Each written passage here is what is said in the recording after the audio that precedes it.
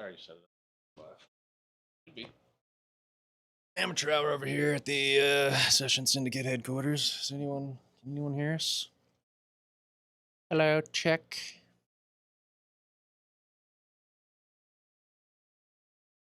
Let's see. It says we have excellent condition. Playback error. Why is this? I stream all the time.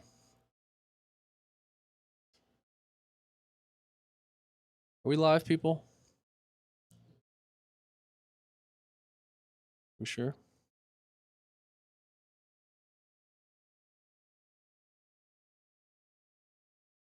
Hello, everybody. Does this sound okay? Can we get a radio check? Sorry, our setup's kind of ghetto today. We're doing the best. Can you hear lawnmowers in the background? Why is the video quality so slow all of a sudden, too? It's like how the camera wants to lag. This is going to annoy me. We're going to make the best of it. How you guys doing? We're going to get started in a second. We've got like 50 questions that you guys answered. Answered? Asked. Let me see. Yeah, there's like 50 something. Very laggy video. Yeah, I don't. What is going on here? Hold on one second, people. Maximum video bitrate. See, that's probably why. Yeah. All right. I'm gonna. Wonder if I can shut this down and fix some settings and restart.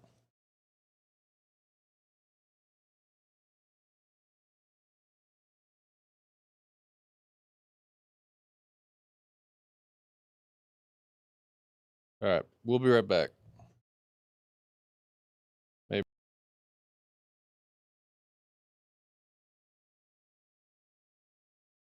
Let's see if this kicks back in.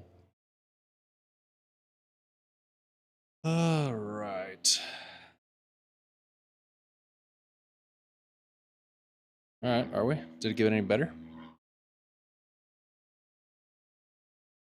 Weird. I hit stop, but that's fine. How's the video now? How we doing? How we doing?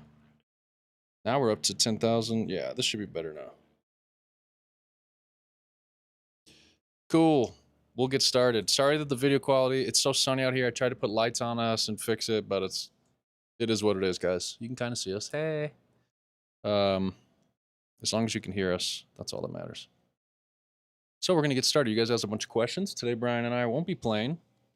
We'll just be going through these questions one by one. Let's get it started.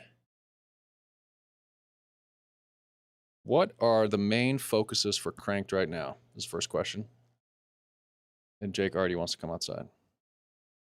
We'll get Jake out here in a little bit, you guys. What are the main focuses for Cranked right now? The main focuses for Cranked right now are camera stuff.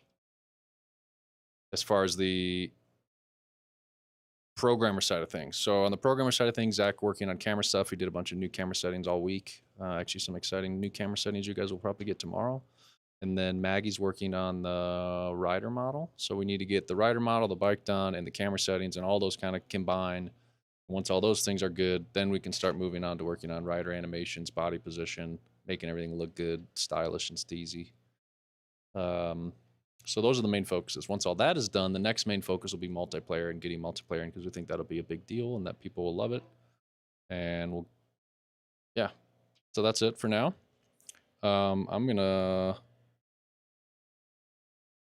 Next question is, once the rider model's in, what physics and animation changes are you planning to work on? You can let him out, Brian. Jake's getting cranky. He wants to join the party. So we're trying to do animations that are physics-based. Mad Skills, like if you've played any of the Mad Skills games, the first time we added a actual animation to Mad Skills was the Whip and Scrub and Mad Skills Motocross 3.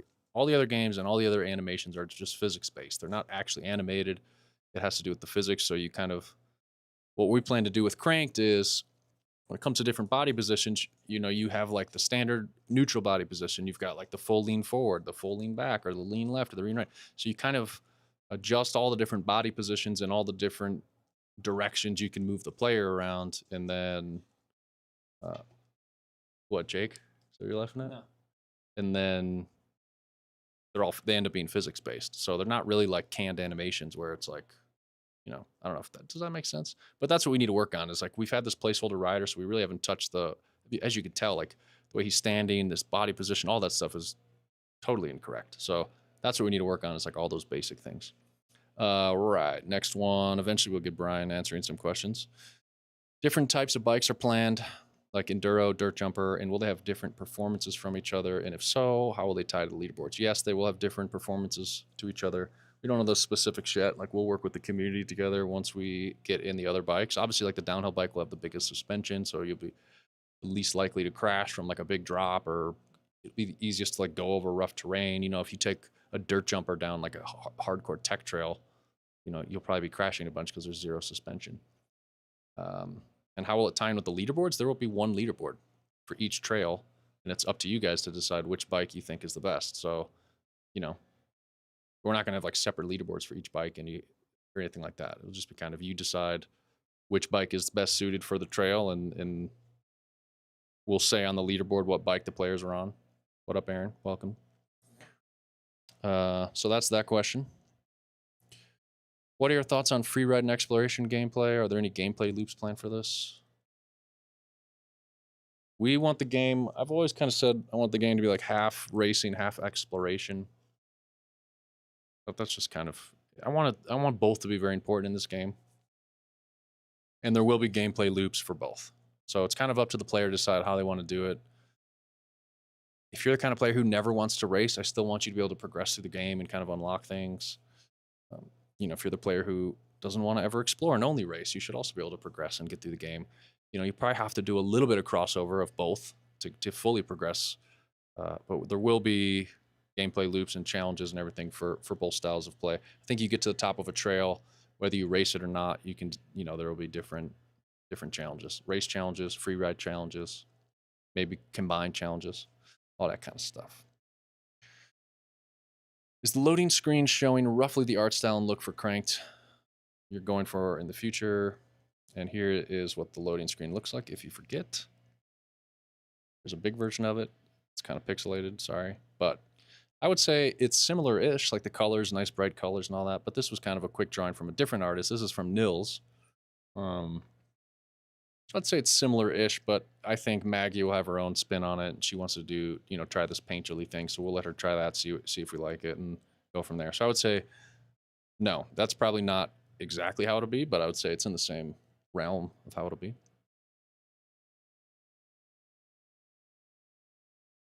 And this is a similar question that we put back to back here that says, you've mentioned the current art style is likely to change. How do you envision the final game looking in your head?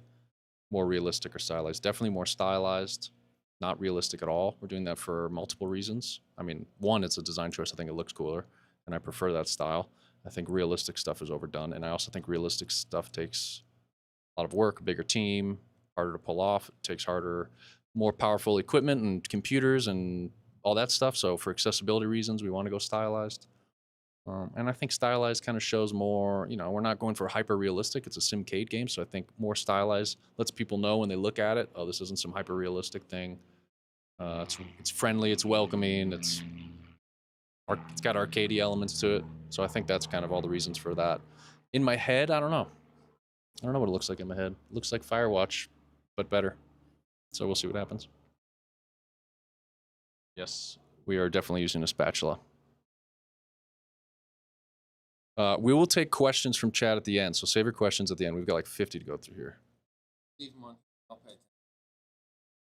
There you go. Brian said you can leave them there and he'll pay attention to them. Are you considering adding damage to the bike? Like if you case a jump, a hard wheel rim flattens, frame manufacturers won't be too happy breaking the frame. We'll see what happens. I would love to do that. I don't want like damage, like rideable damage. Like I don't want you to like, as you go down, you hit all these bumps and you got a flat tire and now you're riding on a flat or anything. I just want when you crash, I want the crashes to be interesting and fun. So maybe you land really hard and your frame cracks in half, or like you case a jump and your back wheel tacos. Like all of it would be a death anyway, but now we make the death look cool, or the crash look cool, if you know what I mean. So I would like that kind of stuff in the future. At some point, we'll get some less game-related questions, and then and if you have any input on any of these, let me know and I'll hand it over. Are you going to change the first-person camera, like you said, to be more realistic, quite like the MX bike's camera when the camera's not locked to the bike? Yeah, we do. Zach's actually working on that now, and he today what he did was he made it so you can adjust the first-person camera forward and back or up and down like you can in MX bike, so you can adjust the positioning of where you want the camera.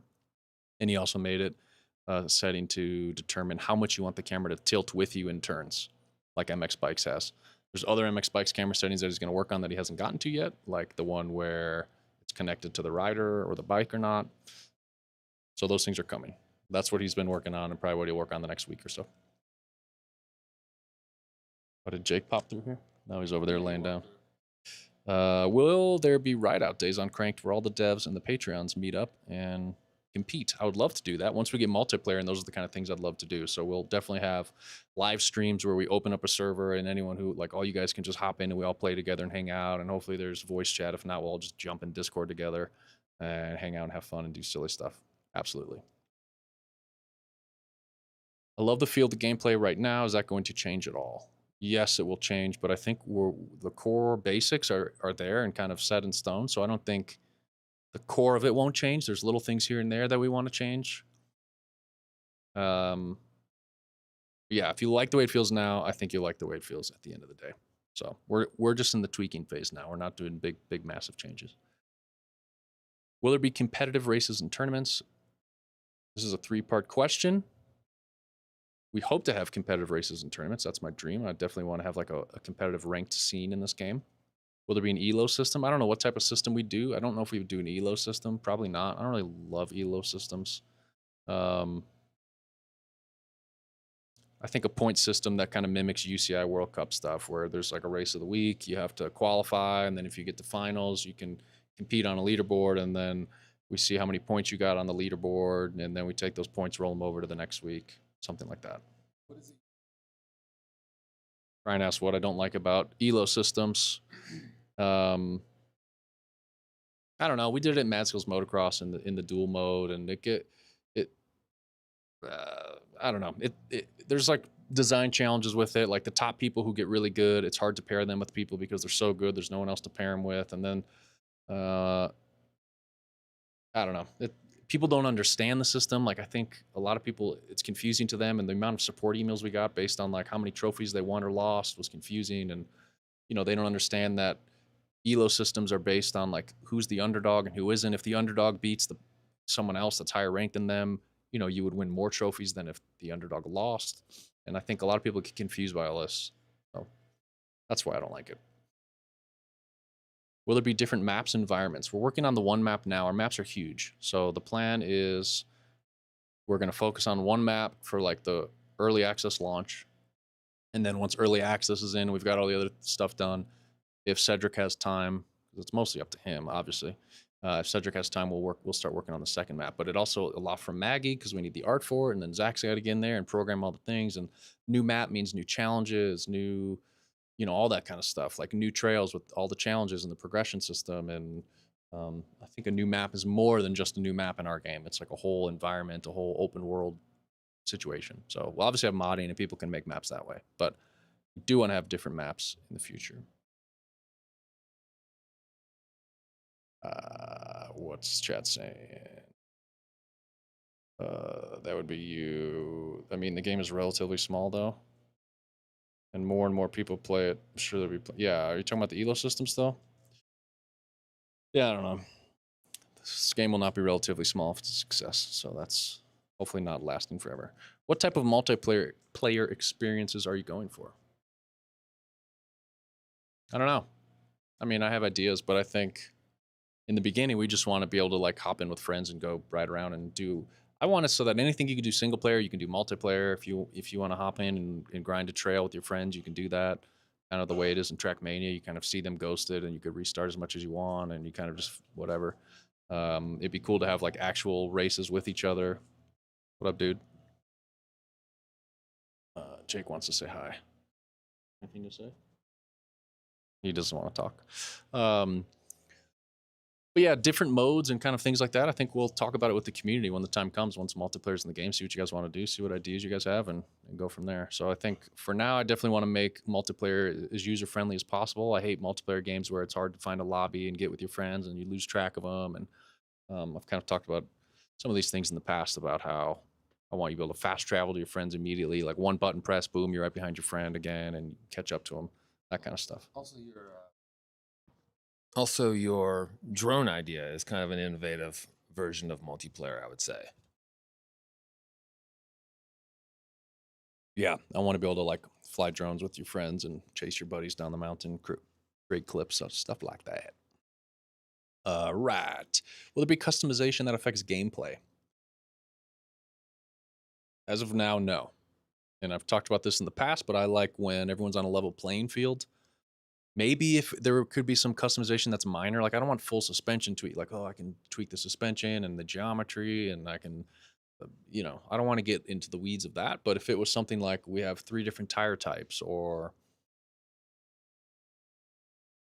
I don't know, something more basic along those lines, I would be into, but I don't want tuning because I don't like when you're kind of wondering if you lost because of your skill or because your setup was off and, you know, a game where like the default setup isn't the best setup just feels like crap to me. I don't like that. And then you're searching the web instead of playing the game. You're trying to research what's the best setup and all this nonsense. And it's like we don't need that. I'll just kind of add to that also. Our resources are limited and we have to make decisions about what we spend our time doing. And if you're not feeling it, the idea in general is something that you want to do, that's tough stuff, developing that type of customization to a bike. We don't have to, you would really need to believe in that, I think, to justify putting Zach and the team on something like that. That's my take on it. Plus the different bikes will have, they'll have different stats. So it's kind of up to you to decide which bike you want to do. There will be times when the enduro bike's better, or maybe even a hardtail, like a very smooth trail or whatever. Who knows, So I think that'll come into play, and that part of it will be fun. And we'll make it easy to see the leaderboard, like what bike did the player use. So you're not questioning which bike's best. You could look at the top 10 people, take an average, be like, oh, the average is downhill bike. I'm gonna hop on that. Will there be a replay system? Yes, we plan to have a replay system. I think that'll come later. That might not even come in 1.0. Like it might be 1.1 or something like that. But we have an idea how we want to do it. I want to partner with a friend in the industry. I won't say who. But we'll see what happens in the future. Will there be a map editor, something like that I have in Skate, where you can place objects and jumps around the map? How many people will you have here right now that I can spoil a secret for? Yeah, 12. Hell yeah, 12 you.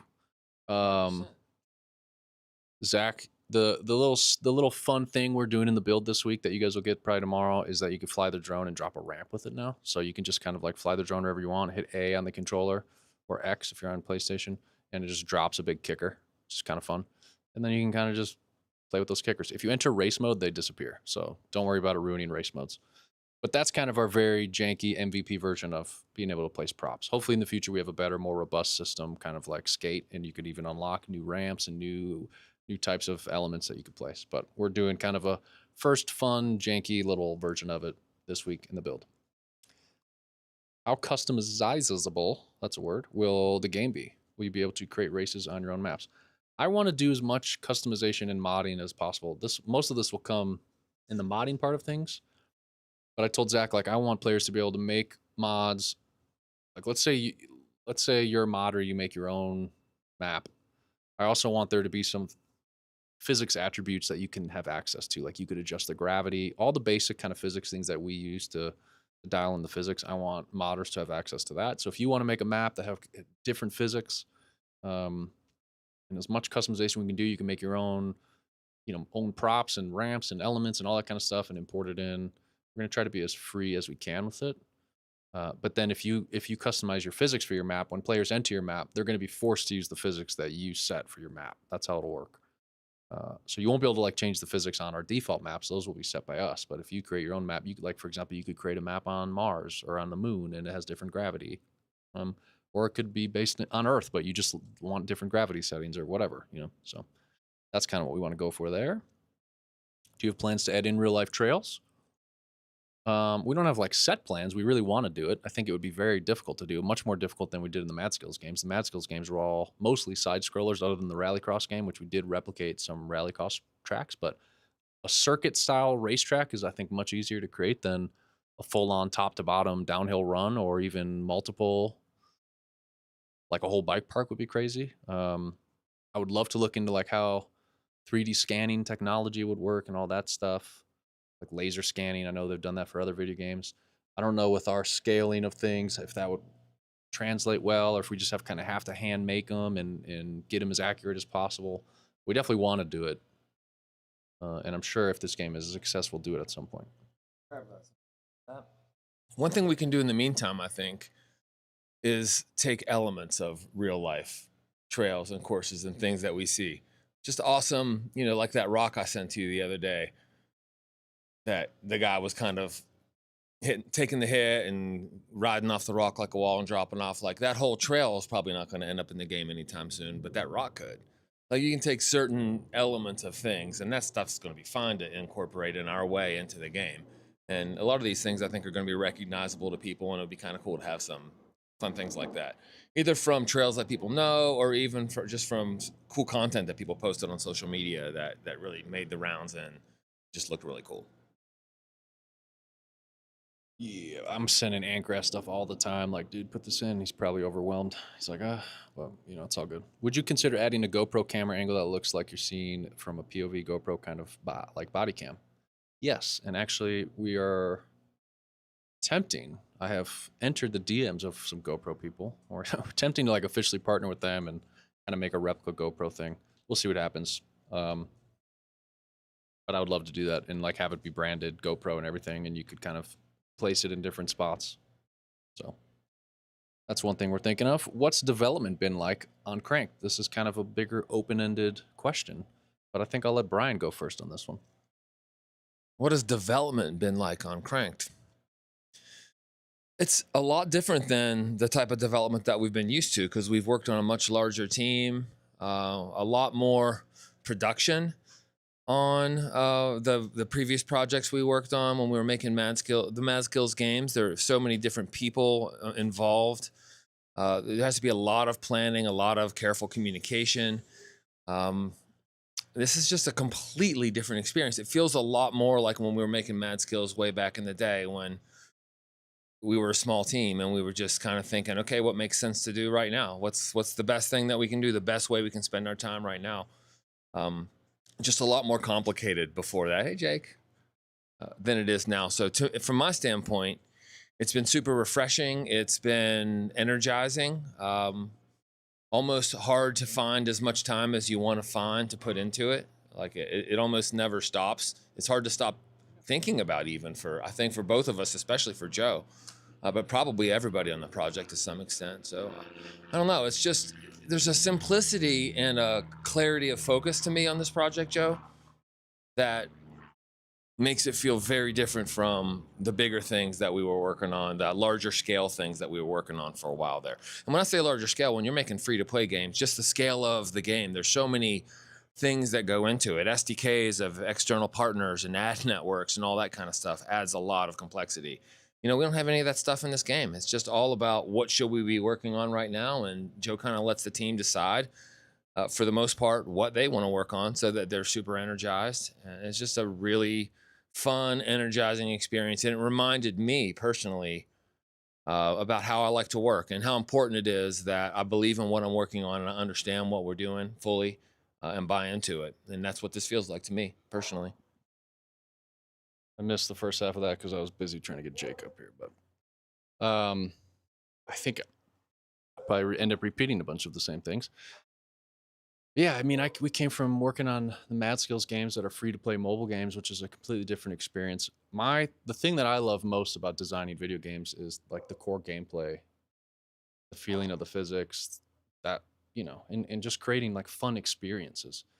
And with free to play stuff, that's only a small portion of developing the video game.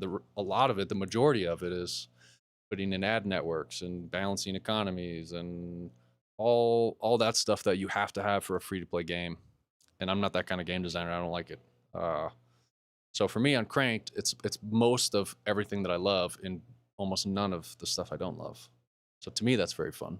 It's also fun for the first time for me to like kind of be in charge and leading the team and my, the whole game concept, my idea. Obviously, the whole team and you guys as a community are coming together to help us pull it together and make it even better. But it's been fun to kind of lead the charge for the first time in my career. I've been lead on projects before, but it felt different and in a different way. So, but yeah, to me, it's just fun. This is a passion. It feels like a hobby as well as it is my job. Every day I wake up and I'm excited. Weekends annoy me because I want to get back to work.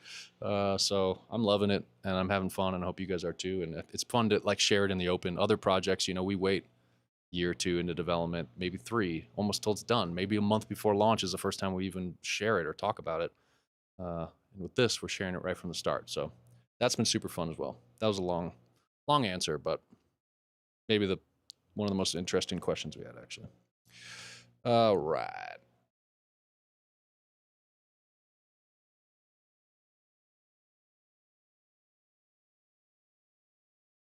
What is the long-term development plan for Cranked?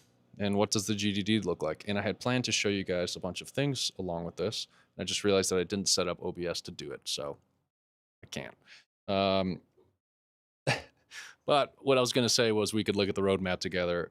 But if you're a part of Patreon or Discord, you could find the link to our roadmap. It's public, and you can go look, and that kind of shows you the roadmap. We're using Codex, so go look for the link that is on Codex, and you can investigate it yourself. But the gist of it is the main things we want to get in, obviously right now, is like the core riding, the cameras, the body position, the movement of the rider. All of that stuff is what we're working on now. Once all that is done, then multiplayer becomes the next big thing. Once that is done, it'll probably be working on, and we have to make a decision, and maybe we'll talk to you guys about it. We'll also talk to Zach, see what he wants to do. But the decision then is like, do we want to work on the gameplay system stuff, like progression systems, core gameplay loop, challenges, all of that stuff, or do we want to put in modding? So it's kind of like, what do you guys want to be entertained with while we work on the other thing? Do you want modding first and and go mod while we work on the gameplay stuff, or do you want the gameplay core loop progression system stuff in first, and then while you're playing with that, we're working on modding? I don't know. We got to figure that out. But those are the next 2 big things. And while all that's being done, Cedric will continue to make trails on the open world map, and Maggie will continue to develop the art for the open world map, as well as rider customization, bike customization. Those are the other big things. That's kind of the gist of what needs to get done for like early access launch. Core riding, cameras, feeling, multiplayer, modding, gameplay systems like progression systems, all that. Obviously, the art, all the trails, and that's kind of the main things. Music as well. Brian and I, and there's no question here, but Brian and I were talking about music last night, and I think we've made the decision that we're not going to get licensed music. And I was listening to another game developer on YouTube talk about this, and he said, if you get licensed music and your game relies on streamers and content creators to share your game, it makes it harder, because then you have to own the rights to the music, or like you need to own the music. You can't even just get licensed music, because then if someone streams it, their stuff gets taken down. And I know there's streamer modes, but then all of a sudden now you have to have licensed music and the stuff that you created yourself and that you fully own, and then you've got 2 sets, and that's going to just be double everything. So I think we're going to do what we did in the Mad Skills games, and we're going to hire our sound designer to make us custom music, or whatever. My band's getting back together from high school. Maybe my band will make some songs, so we can talk about that more later in the personal section. So I think that's what we'll do, is we'll make music. We'll have music made just for the game that we fully own the rights to, and anyone can use it and stream it and whatever, and you would never get in trouble. So that's probably what music will look like. I would add to that also, licensed music adds a ton of complexity. Big studios have licensing departments or hire people to handle their licensing for them. It's complex. The bigger the band, the more difficult it is. Easier to work with smaller bands. Kind of, you can maybe manage really, really small bands that don't have representation, etc. But it just adds a lot of complexity, and we really have to think about every decision we make and pay a lot of attention to scope and make sure the decisions that we're making are the ones that make sense. And kind of came to the conclusion last night that it probably makes the most sense for us to manage the music side of things on our own. All right. What's everyone's role in the team? You guys probably already know this because you guys are the OGs here, but we'll go through the development team first, and then I'll go through the founders team. Just kind of two. We're all on the one team, but development side of things, I'm game director. I do a lot of things like all the social media, Patreon, content creation, producing, like producer, make sure the team's on track, all that kind of stuff. Then you have Zach, who's the lead programmer. Maggie's lead artist, and Cedric is lead level designer. And they're all lead, and they're not leading anyone yet. But in the future, if we hire more people, those people will become managers of the new people that we would hire under their divisions. So that's the core development team. And then we have 4 founders of the team who are owners of the company of Session Syndicate. That's myself, Brian here, and Tobias, who is the founder, was the founder of Turbarilla as well, and the guy who invented Mad Skills Motocross. And he is technically he's our CEO, and so he does a lot of the business side of the stuff, all the businessy things and legal stuff. He's working on that. And then we have this guy Mike Fisher, we call him Fish, who's a really amazing graphic designer. So a lot of our 2D art stuff that you guys see, like thumbnails and all that kind of stuff, logos, Fish works on those, and he's also owner. And Brian here can talk about himself and what he does. I hang out with all y'all in lives every week. That's one of the things I do that's super fun.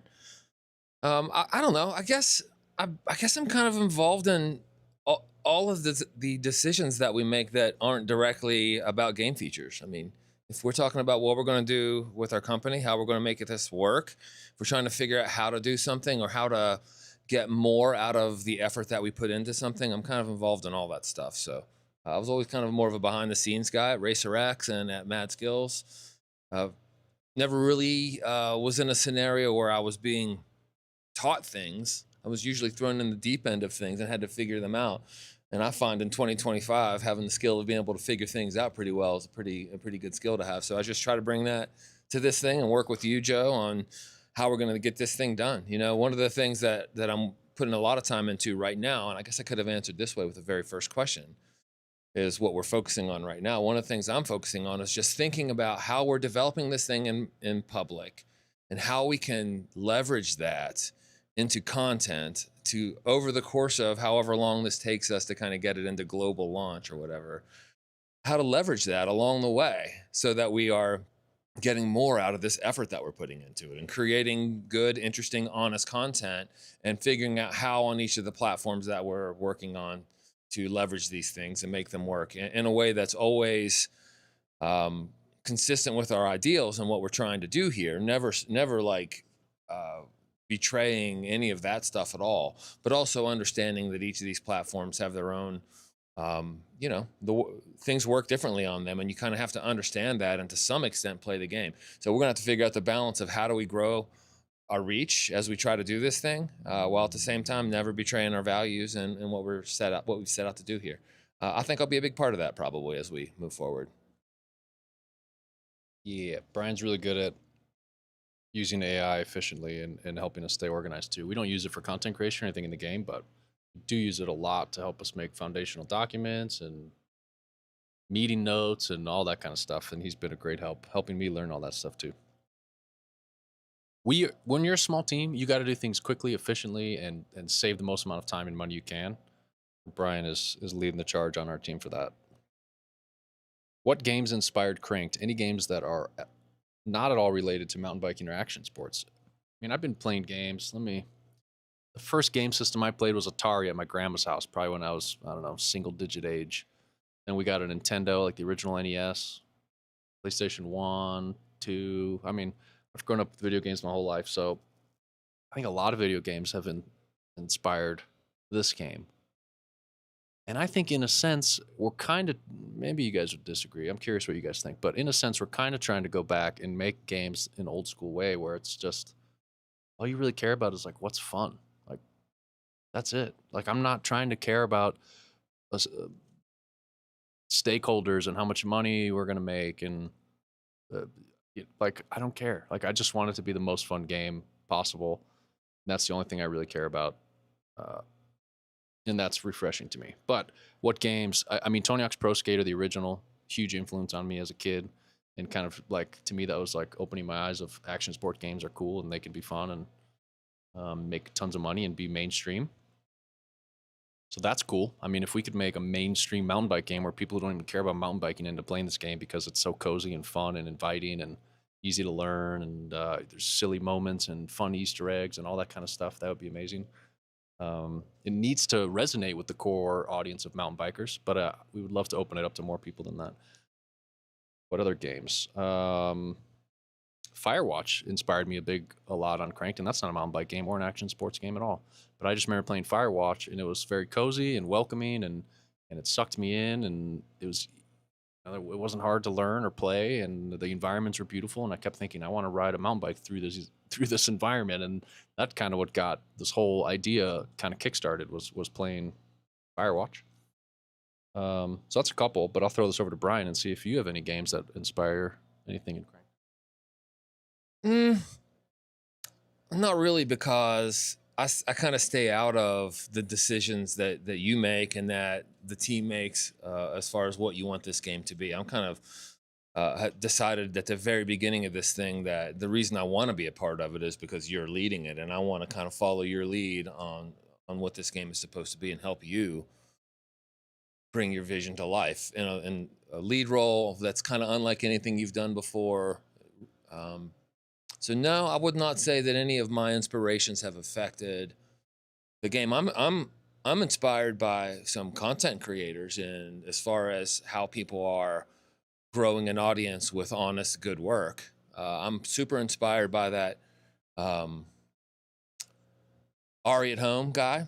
I'm really inspired by him and the work that he does in New York with, mostly in New York, with making beats live and recording long form content, and from that creating really good mid form content, and from that creating really good short form content. And he's doing the work and he's loving what he's doing, and then he just shares the work that he loves that he does, and it's super authentic and interesting, and he's talented. I'm inspired by Harry Mack, also very much so. I think he's a brilliant freestyle rapper. I think he is really good at creating content. Super inspired by how he puts so much positivity into the world and doesn't let negativity drag him down. And it's just kind of like almost like his MO is to make the world a little bit better of a place. And people like that really inspire me. But as for the game itself, I don't even want to try to impact it. I want you to lead it, and I just kind of want to take care of the other things on the backside. So I would say no, nothing regarding the game itself. I will say a lot of indie devs inspire me. They probably inspire me more than anything. So like right now, the sledding game that you guys have probably seen because it's basically gone viral. That's huge inspiration to me. Just the way he does social media, the way he puts fun things in the game, all those little Easter eggs, all those silly things. Just creating like a sandbox environment where you can get in with your friends and just goof off and have fun. Like that's what I want to do. Um, the games from Adam Hunt, like all the Pump BMX games and the new one he's working on, Street Dog BMX, a lot of inspiration from that. Just how he does such a good job of making an arcade game, but it's still grounded in kind of reality, and the animations look good. The tricks you can do are super realistic. Obviously, you can get wild and silly if you want, but you can also do crazy realistic lines. It's very accessible, easy to learn. Um, bunch of good games. What's the new one from the Art of Rally guys? They're coming out with like an off roading. I forget what it's called. That super inspiring to me. The way it looks. So I don't know. I love indie games. That's kind of my thing. Anyway, we'll move on. Are you going to keep the game fresh for years to come? How are you going to keep the game fresh for years to come? Are there going to be challenges, missions, or even mini games like an arcade machine in the hub or place where people... Dude, this is a ridiculous question, and I want to tell you why. Because I don't think I talked about this publicly. I didn't. I talked about this with Zach in a private conversation in our session thing. I literally told him recently, I said, let's figure out a way to do a game jam with the community, and we take our favorite games that the community creates, and we put them in a little arcade cabinet somewhere at the base of the mountain. We had this conversation probably a week and a half, 2 weeks ago, and this is an example here. So yeah, that's the kind of stuff I want to do in this game. Just have fun with it. Anything goes, to an extent. But I think I have more ideas than we have time and money for. So I don't have any concerns about keeping this game fresh for years to come. We hope that I mean, in an ideal world, I think Brian and I will be working on this thing for the next 10 plus years together and having fun doing it and keep adding amazing content. Like we're talking about the FPV drone thing, the trail building mode. All these are things we're not going to be able to do for 1.0. These are things that will come later. But if the game is successful and it's making money, enough money that we can, live comfortably and keep, breaking even as we or put more money into the game, then there's going to be lots of things we want to do. So, at the Mad Skills games, look at Mad Skills Motocross 2. Jens or Birchaw in chat, how many years has that been out? 10, 11 years now? We're still updating it, still doing things there. So we definitely have experience with longevity in games and making sure that they're fun for years to come. And I think modding is why modding the pillar of this game for that reason. I believe an action sports game without modding will die much quicker than an action sports game with modding. That doesn't mean we're going to just abandon the game and let modders take over everything. But I think if our pace, our pace might be slower. It might be we have a huge update every 6 months or something after the game's out, and modders can be pumping out content at a quicker pace. So anyway, we've got tons of ideas. You guys have tons of ideas, and I think when we come together, we're going to end up just making this game fun for years and years to come. And that finishes up the section of game-related questions. I have something. Never mind. Yeah, I have something to add to that as far as how we're going to keep it fresh for years to come. Joe and I talked about this question earlier just a little bit, and it made me think about how I think a lot of people look at studios making games and they think of things in these finite terms where there's like endpoints to things. Like we get the question a lot of time, when does the game come out? To us, it's already out. We're already making it. What's the game going to cost? Well, it already costs something. There are stages along the way, and it's going to change and it's going to evolve along the way. But we don't see this as making a thing where, like back in the day, I would make magazines and we'd have this long period of time where we're focusing on what we're doing and what we're building. We're putting all the pieces of it together. And then all of a sudden, there's a day that comes and you're finished with it. And then there's another day that comes and it's available to people. And then it's in the past and you move on to something else. Very different thing. This is more like building a living, breathing thing, and it's already living and breathing. It's been living and breathing from the very beginning because we released it into the world from the very beginning. So, this is what we're trying to do, is build something that we can continue to improve over time, over time, and over time. And we've done that a lot in the past. What we haven't done is had the luxury of building something that we can grow year after year after year with no free-to-play mechanics involved that we have to deal with. No, nothing ever needs to come into it that has anything to do with something different than making the game great, basically. Obviously, if we run out of money at some point, things like that, we're going to have different challenges to deal with than we have right now. Because right now we've got the founders' money that's in there that we can use to pay who's working for us right now. So far, it's okay. We'll see what challenges come up along the way. But I just think what we see things a little differently is there's not a beginning and an end point to everything. Like this is a process that we started a while ago and we love it. And we want to try to love it as much as we can for as long as we can and make it as great as we can. And, if we're still doing it in 10 years from now, awesome. That's my take. The other thing that Brian and I were talking about last night over a few beers was, I think an issue that I have with this project and something is tough for me is I'm a bit of a perfectionist. And I want everything in this game to be perfect, and we don't have the time or the money to make everything perfect. If I could spend 2 years on the physics probably, and I maybe still wouldn't think they're perfect.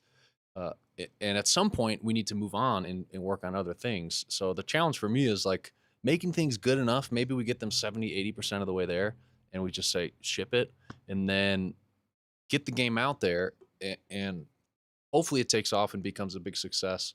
And then that affords us time to go back and take it from 75 to 80% all the way up to 100% and really perfect things the way I want them to be. So there's going to be some shortcuts and some things that we can't fully polish in the beginning because we're a small team with a limited budget and we just got to get it out there. But it hurts me deep inside to not be able to make things perfect in the beginning. Right. But here was my counterpoint to that, which was there has to be some degree of good enough in what we're doing here. There has to be. With the size team we have and the amount of money we have to be smart and we have to live within reality. But when you're focused and you know what's most important, you know what to put extra emphasis into. So good enough in one area of the game might look a lot different than good enough in another area of the game. In the physics side of things, and the gameplay side of things, you're going to spend more time on that. You're going to know because you know what you're trying to build here. That focus and that vision is the thing I think that makes a good enough approach work for a team like ours and a project like ours. So keep that in mind, guys. When we're working together, we might move forward and be like, look, we got to revisit this in the future.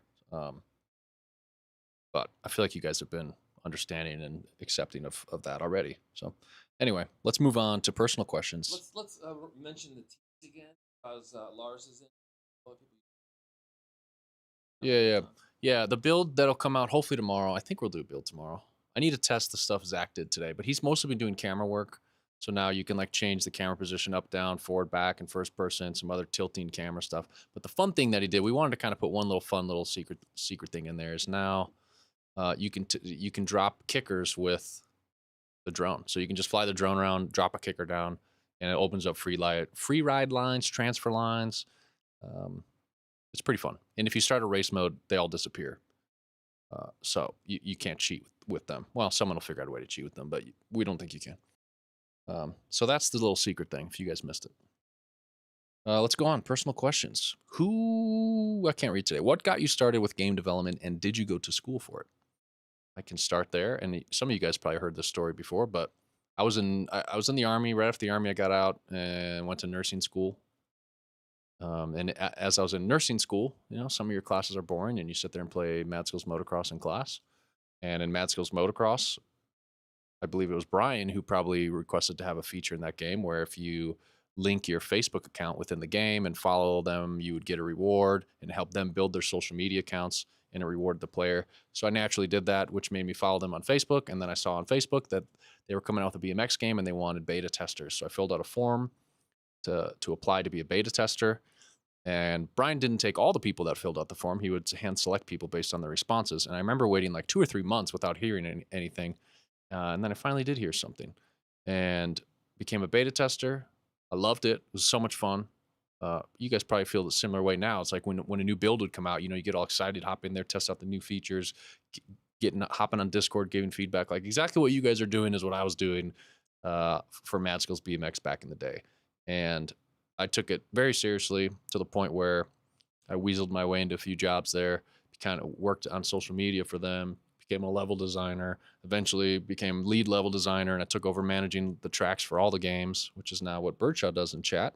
And then became a game designer and design director and kind of just learned on the job and went to a bunch of game conventions and learned from other professionals. And I don't think game design is something you need to go to school for. So that's kind of how I got here.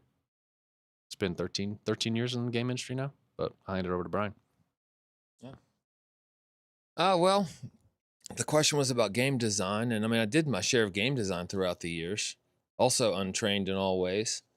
Game development was the question.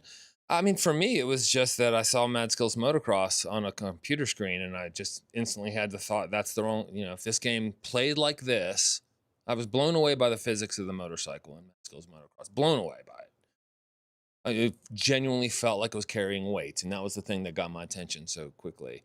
And then I just thought, if this dude could put this on a mobile device, I bet I could sell it. That was basically what it was. I'd never made video games. I'd played some, but I wasn't huge into them. It was more that, I knew the industry very well. I had kind of control of some of the biggest social accounts in all of motocross at that time. I built them and had, ran them. So I had all of that at my disposal, and I had all these companies that I was constantly doing favors for. And I just thought, I bet if I flipped it and we make this thing mobile and it's as good as it is on the PC, I bet I could get a lot of people to help me make it bigger. And that's what happened. If you would have asked me even a week before I saw the game, if I ever thought I would be in video gaming, I would have been like, no, of course not. I make magazines.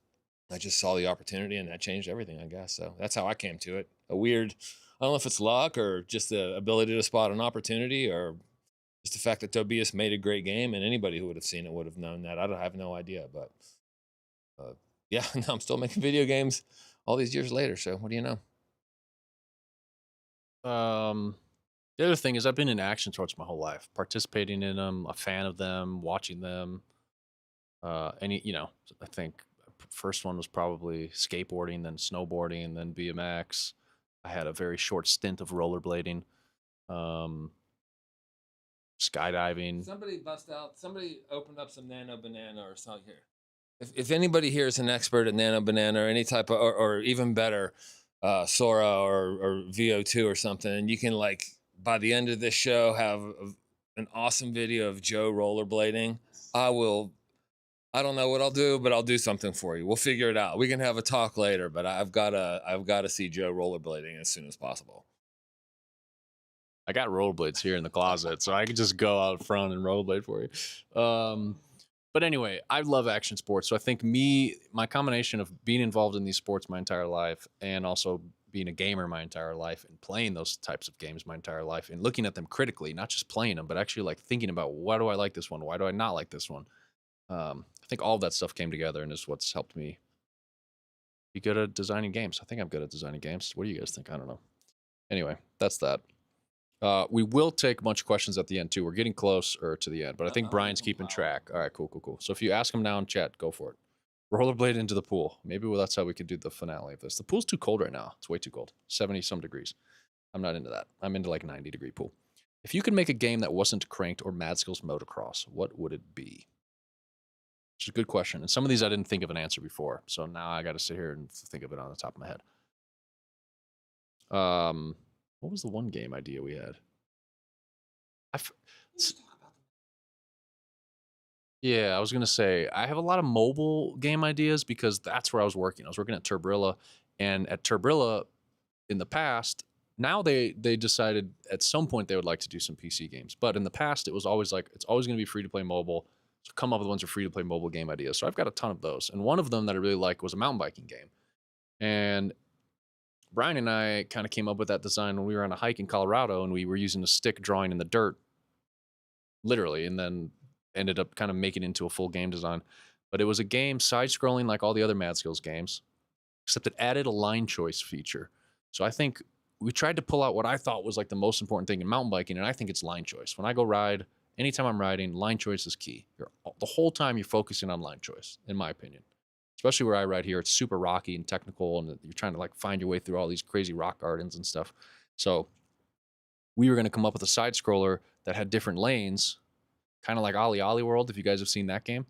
It's a skateboarding game with like different lanes. So you'd be racing, and you had to figure out like the quickest way to get down the mountain by switching different lanes and avoiding things and transferring. And there was like, you could, really would have to show you some of the visuals because it was a really cool idea actually with like the way you could jump from one lane to the next and all this kind of stuff as you like zigzag down the mountain as a side scroller with turns. It was kind of unique. So that was a fun game. But honestly, if I had to design a game, I probably wouldn't want to design another mobile game. So I don't know. I don't know what I would do. I really want.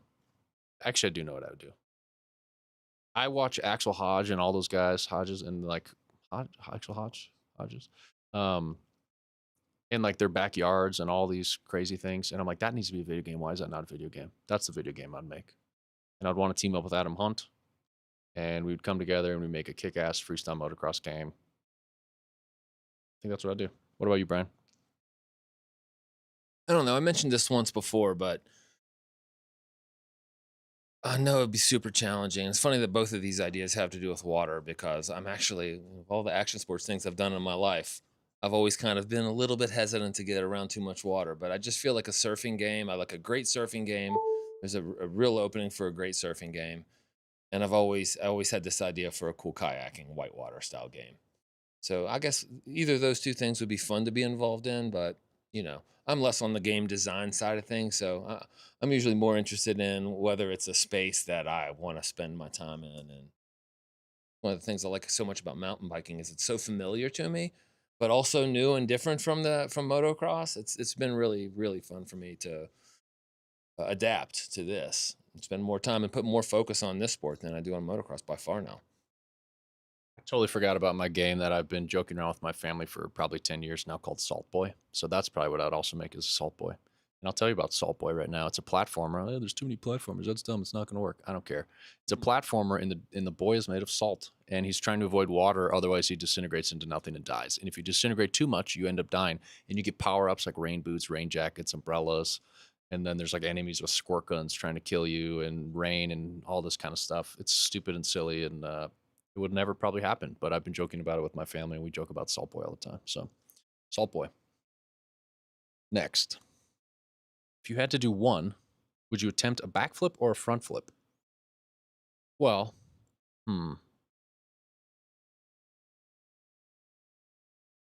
what's a McTwist? Technically, a McTwist is like a front flip.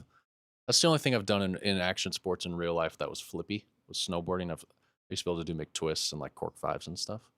I guess in that response, I would say front flip. But if on a bike, I think I'd rather do a backflip. I think front flips, they're cool, but they don't look as smooth and nice and stylish as backflips, in my opinion. So I'd probably say backflip. Backflip for sure. There's a chance I won't die. I'd also love to I want to go to like the Woodward adult camp.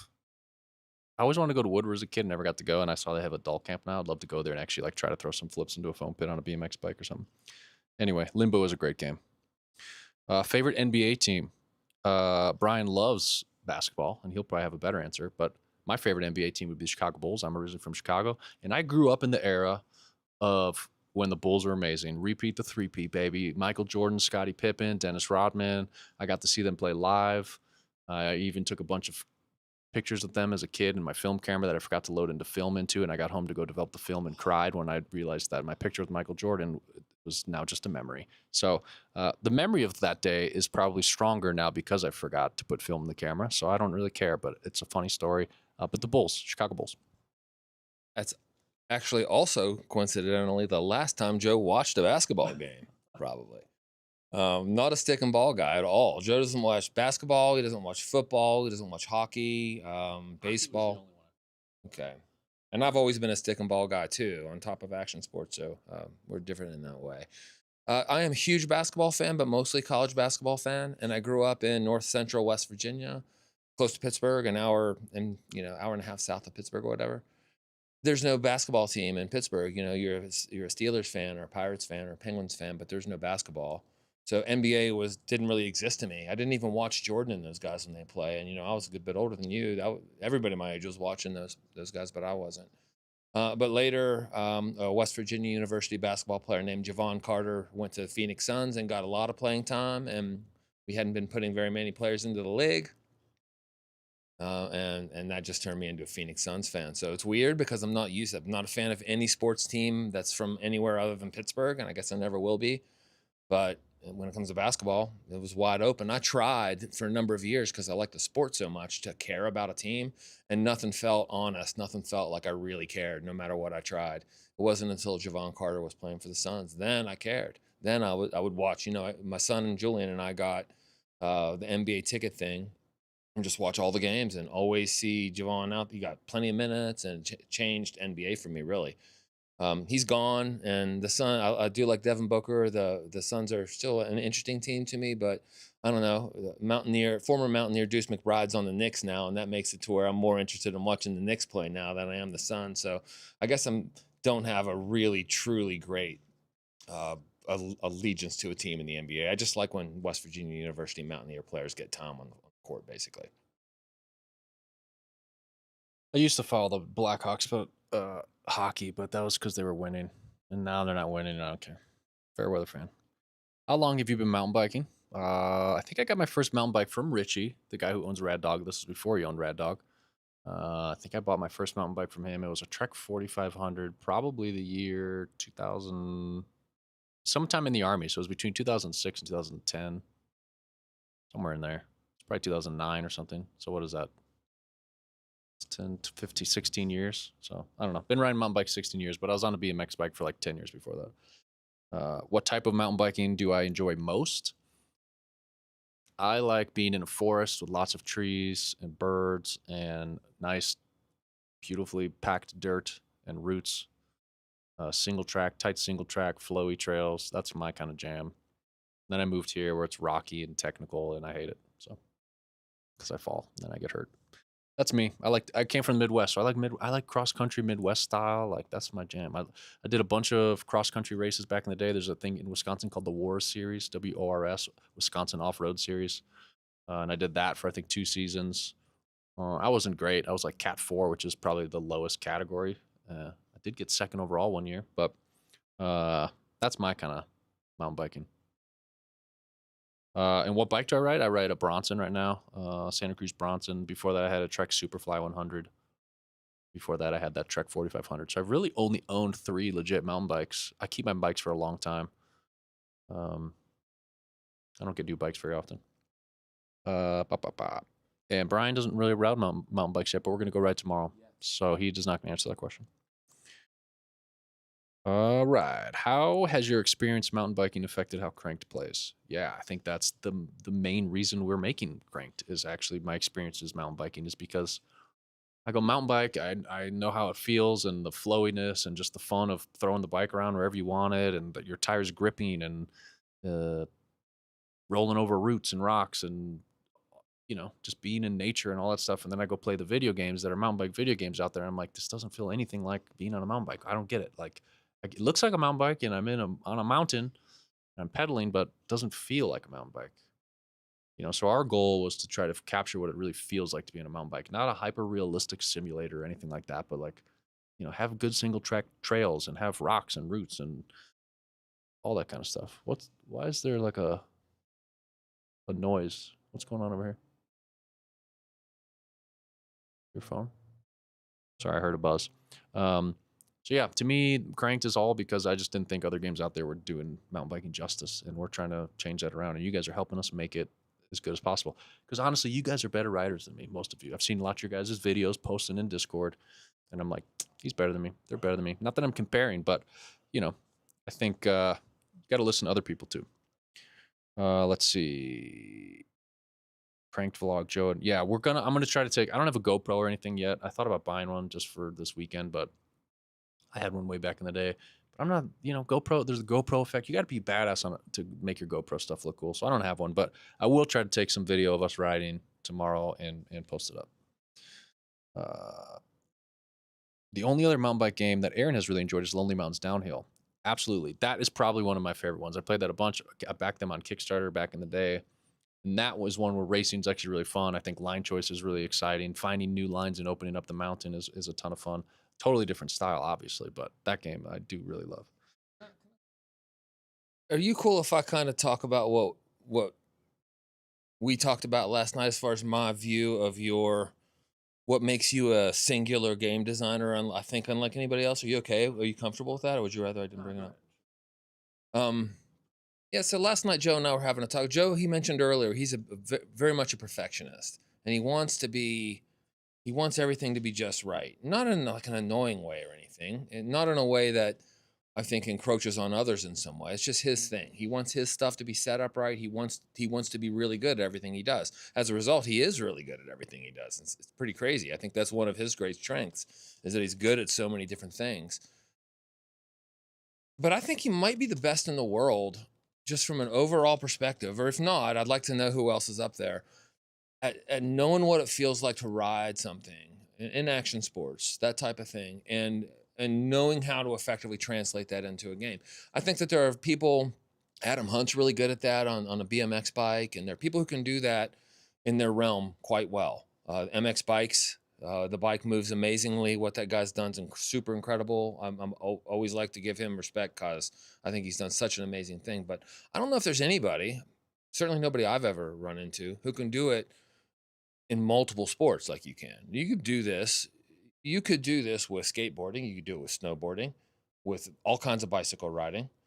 There I don't know if there's anybody else who has that ability. So just want to give some props to my partner here. I think he is extraordinary at that. I think Joe could do what he's doing for Cranked right now for multiple other games. And I'm not sure there are a ton of people in the world who could do that under the umbrella of action sports as opposed to within one of those action sports.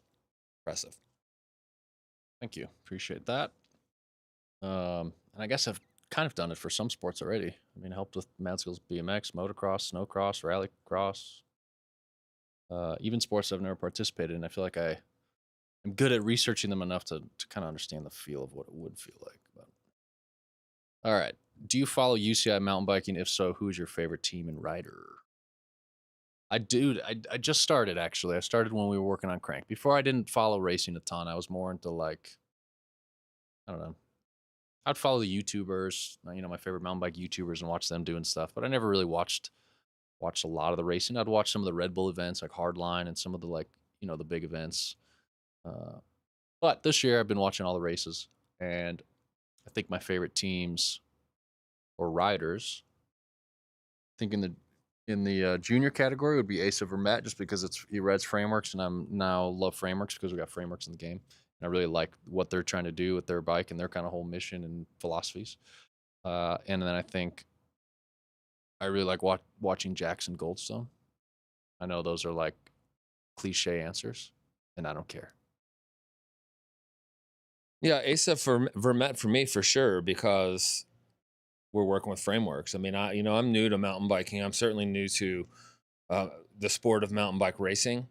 But even in moto, I always was just cheering for the guys I knew, people who were my friends. I never really in action sports got into where I was like a fan, because I came into motocross initially not really knowing the sport all that well when I was just out of college. So right off the bat, I came in working it and sort of behind the scenes. I never really experienced it as a fan. So I think I look at it a little differently. I never have been a huge cheering for a specific person unless it was like a guy I hung out with. Like Ryan Clark was one of my favorites to cheer for in moto back in the day, because he and I would go to shows together. So it was super easy for me to cheer for him because he was my buddy out on the track. But yeah, so far I'd say Asa Vermette. I'm excited to see his career. I think he's super dynamic, and it's awesome that he's on that killer bike too. So I'm excited to see how that goes. Gives me somebody to cheer for and a reason to watch, I would say.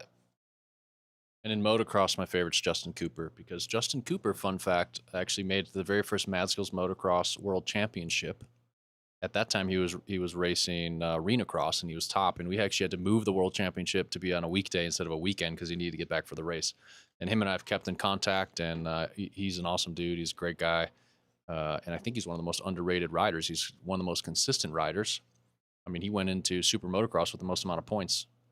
So yeah, did well at Motocross the Nations. So I know you guys didn't ask about that, but I'm answering anyway.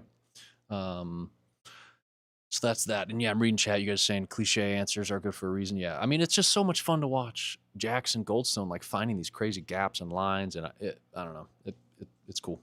And they do seem like cool people, which makes it nicer. Most nostalgic video game. Mine would be, I mean, there's so many, but I think the main one that stands out to me is Tony Hawk's Pro Skater.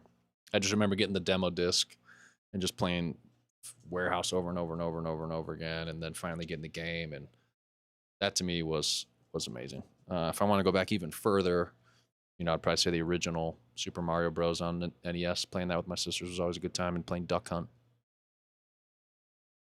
I thought about this when I read this earlier in the list of questions, and initially I thought about the games that I played when I would go into an arcade, because when I was a kid, arcades were huge. They were a social center, and I'm older than probably everybody watching this right now, so I would have had a different experience with video games than all of you, I guess. But I think the thing that was the most nostalgic for me was Donkey Kong on the ColecoVision. I don't know if y'all know what a ColecoVision is, but when it came out, it was a home console that came out after Atari and Intellivision and those early consoles.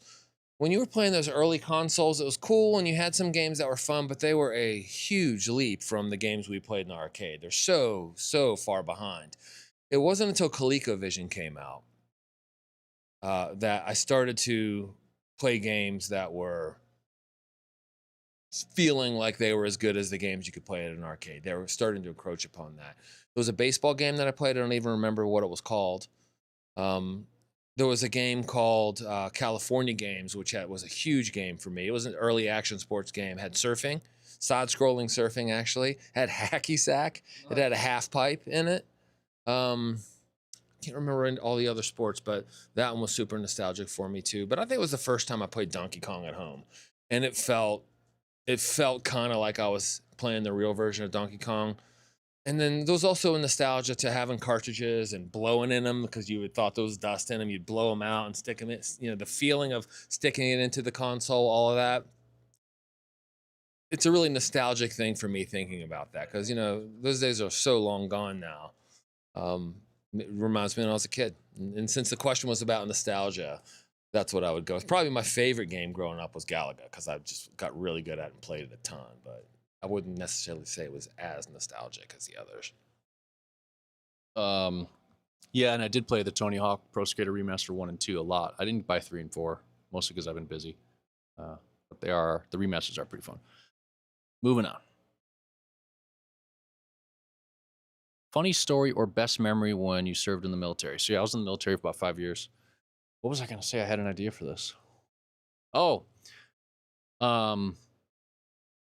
my username on a lot of things is Sergeant Snacks. And I think a funny story of how I got that nickname in the Army was because I love snacks and people would send me crazy amounts of food to Iraq. I had a whole locker that was filled with snacks. And naturally, I would take a giant bag with me on every mission I went on that just had snacks. So I had like this little, like, it was called a butt pack, and it was like, I don't know, yay big. And I would just pack it of snacks and throw it in the Humvee on every mission. And everyone loved me because of it. Because we'd go on these missions. It's going to be a 2-hour mission, guys, out and back. No big deal. They wouldn't prepare or bring any snacks. Ends up being a 12-hour mission. We're out there all day. And they're like, hey, Welch, you got any snacks? You know? And it's like, yep. So they started calling me Sergeant Snacks because I always had the snacks. So that's a funny story. I thought, whatever. How did you and Brian meet? And I should have respelled it because Brian spells his name with a Y. How did we meet? Well, we met virtually. Obviously, like I said earlier, I applied to be a BMX tester for Mad Skills BMX. And that's, you know, then I started helping them test. And that's how we met initially. The first time we met in person was when I was headed to Sweden. And we met at the Chicago airport. I was in Chicago. He was flying in from Pittsburgh. And he had a connection in Chicago. Met in the Chicago airport for the first time and went to Sweden together. Should have threw a picture from our first trip to Sweden, but that was the first time. It was a couple of years after working for Turbrilla, and that was the first time I went to Sweden and got to meet the whole team, meet everyone I'd been working with for a couple of years, and yeah. And over the years we've worked together, and now Brian's one of my best friends of all time. So, anything to add to that? I'll just say the thing I remember the most about the first time I actually met Joe in person was like, wow, he's taller than I thought. Like, I didn't expect you to be tall. I'm kind of tall, and I didn't expect you to be taller than I was, and you were a little taller than I was. So I remember, just for some reason, that stuck out with me. But I also remember Joe was always like, he's always a very picky eater when I first met him. Just wanted to eat the things he wanted and didn't want anything else. And so I was kind of expecting that when we got to Sweden. But that first trip and every trip after that we ever did overseas, I think it was usually maybe always to Sweden, I was always impressed with how adventurous you were eating wise, because back at home you didn't seem to be, but when you would travel, you kind of had a win in Rome mindset. Remember that too. But yeah, I agree, man. We met and we always hit it off, and I think we've always been honest with each other and supportive, and yeah, now we get to make this thing together, which is pretty awesome. It's fun. Yeah, early on when we started traveling, I made a rule that when I'm out of the country, I will at least attempt to taste everything that's offered to me. And if I don't like it, I don't need to continue eating it. So I got kind of wild and tried a bunch of stuff that's way out of my comfort zone. Inside information, and this is tough if you go to Sweden. He doesn't like anything that's like white and creamy. Like, he doesn't like ranch, he doesn't like mayonnaise, he doesn't like aioli, he doesn't like sour cream, he doesn't like white sauces. Like, if it's a plate and it comes out and it's loaded with some sort of whiteness, Joe wants nothing to do with it. So I think that you still adhere to your rule of trying everything, but I think it hurts you a little bit when you go to Sweden because there's always so much white shit all over the place. Probably in Yen's country too, I'm guessing. Hey, Bertie, you guys do a bunch of white creams and stuff over there? I bet you do. But yeah, I did. Someone's asking, was it Aaron who asked if I ate any of the weird Swedish stuff? Oh, Adam. We did try. There's actually a video, you guys, on my personal YouTube channel, which is Sergeant_Snacks. If you go to that and look, probably one of my very first videos is, I think it's titled like Trying Surströmming with the Turbarilla crew. And it's a video of me and Brian in Sweden that first trip trying their fermented herring fish. That's disgusting. And Brian was drunk and was like, it's actually pretty good. And I still call bullshit on that. It tasted like burnt rubber, rotten fish, and what was the third thing? Burnt rubber, rotten fish. And there was a third thing I used to describe it, but I can't remember what it was. It was disgusting. I'll post that video to the Discord so you can see it. You'll see my reaction is quite legitimate, and Joe's is too. we just had different experiences with that stuff. All right, next question. What type of motorbike riding are you into? And I'll hand this over to Brian because this is his jam. Yeah, I love riding motorcycles, but I don't have one now. I moved to Pittsburgh a few years ago. I'd had a Triumph Bonneville T100, which is, it was like 800, like a 805cc. It was right before they were fuel injected. So it was 2003. And they had recently reopened the Triumph factory in England, if I'm not mistaken. So it was still a pretty old school bike. It hadn't been, it had disc brakes and was updated in some ways, but I love that bike. I rode it for 20 some years and put a ton of miles on it. Was a question about what kind of bikes? What type of motorbike riding? So I don't have one right now. I think I have a line on a Ducati Monster that I'm going to get to ride for a while. I'm a street bike guy. But specifically what I like to ride, the way I like to ride is I like to integrate it into my life. I'm not a weekend rider. I'm not a weekend warrior when it comes to riding a motorcycle. Most of the people I know who had motorcycles would get them and keep them polished and ride them every now and then with their friends on the weekends, not with purpose, but just to have fun. And I respect that, but it's just not my thing. I like to ride a motorcycle to get places. I like to integrate it into my life and for it to be my main source of transportation. Many years I would start, I'd put it away for a few months in the winter because in West Virginia, it's just snow all the time. And I didn't like riding in that all that much. But by the time it just, would get up into the like 45 degrees Fahrenheit. So I don't know the Celsius translation for that off the top of my head, but pretty cold, not freezing, but not like balmy either. I would get my motorcycle out and I would ride it almost anywhere I could. If I had to take my kids or my family someplace or something, obviously I wouldn't, but it just became my main source of transportation. And as a result, even though I rode dirt bikes less than everybody at Racer X, most of the people there were more dirt focused, and I rode plenty of motos in my day. But I probably rode more than everybody at Racer X combined as far as time on a motorcycle, other than maybe the guys testing bikes out in California, just because I rode all the time, every day, pretty much. So that's the style of motorcycling I like, is using it to actually get places and integrating it into your life and not making it a toy, but making it a vehicle. It always changed my mindset. Like if I would ride someplace instead of driving there, it just somehow changed my mindset. Another thing about riding a motorcycle is somehow, for some reason, I'm able to be very focused when I ride a motorcycle. And that's a very, very big challenge for me most of the time. But I always understood the risk. I always understood the need for focus. So for whatever reason, and maybe that was another reason I like to be on a bike so much, because it was almost a relief for me, because all I would care about was what was happening around me. I was not worried about all the other things happening. I would just lock into being on my motorcycle. And it was this period of focus every day, which I really appreciated. So long-winded answer. It doesn't have anything to do with mountain biking, but, haven't been asked much about motorcycles lately in my life. So it's kind of nice. Thanks. And I always wanted a motorbike or a motorcycle. And the one that I wanted was a Triumph. Is it like a 676? I forget. The Triumph street bike. I used to want one of those really bad. But then I became a trauma nurse in the ER. And I don't ever want a motorcycle in my life. So that's that. The most fun period in your life. This is an interesting question, I think. And I think I have multiple answers. I try hard to make my life fun at all times, because I feel like, what's the point of life if you're not having fun? But I think I've had fun for different reasons at different points in my life. I think high school was super fun. I think being in the band. I really love music, and I was the singer of a band called Rosaline. And I actually been thinking about this a lot lately and wrote them a nice letter the other day and convinced them to get back together. So now we're going to get back together. So that part of my funness of life will be We'll be reuniting, probably playing a show in Chicago. So if you guys want to see me screaming like a maniac on stage, come to Chicago sometime when we plan a show. So I think that part of my life was super fun. The Army part of my life was fun in the adrenaline side of things. Like if you want an adrenaline rush, I think that's why I'm into action sports. I love the adrenaline of it. I love the risk. I think without the risk, it's not as fun. Um, so the Army doing all that stuff was fun for that reason. It was unfun for many other reasons, but it was the adrenaline part of it was super fun. But I think right now in life, I'm having a ton of fun making this video game, and this is kind of like a dream come true. And this is probably some of the most fun I've ever had. Like I love what I do every day.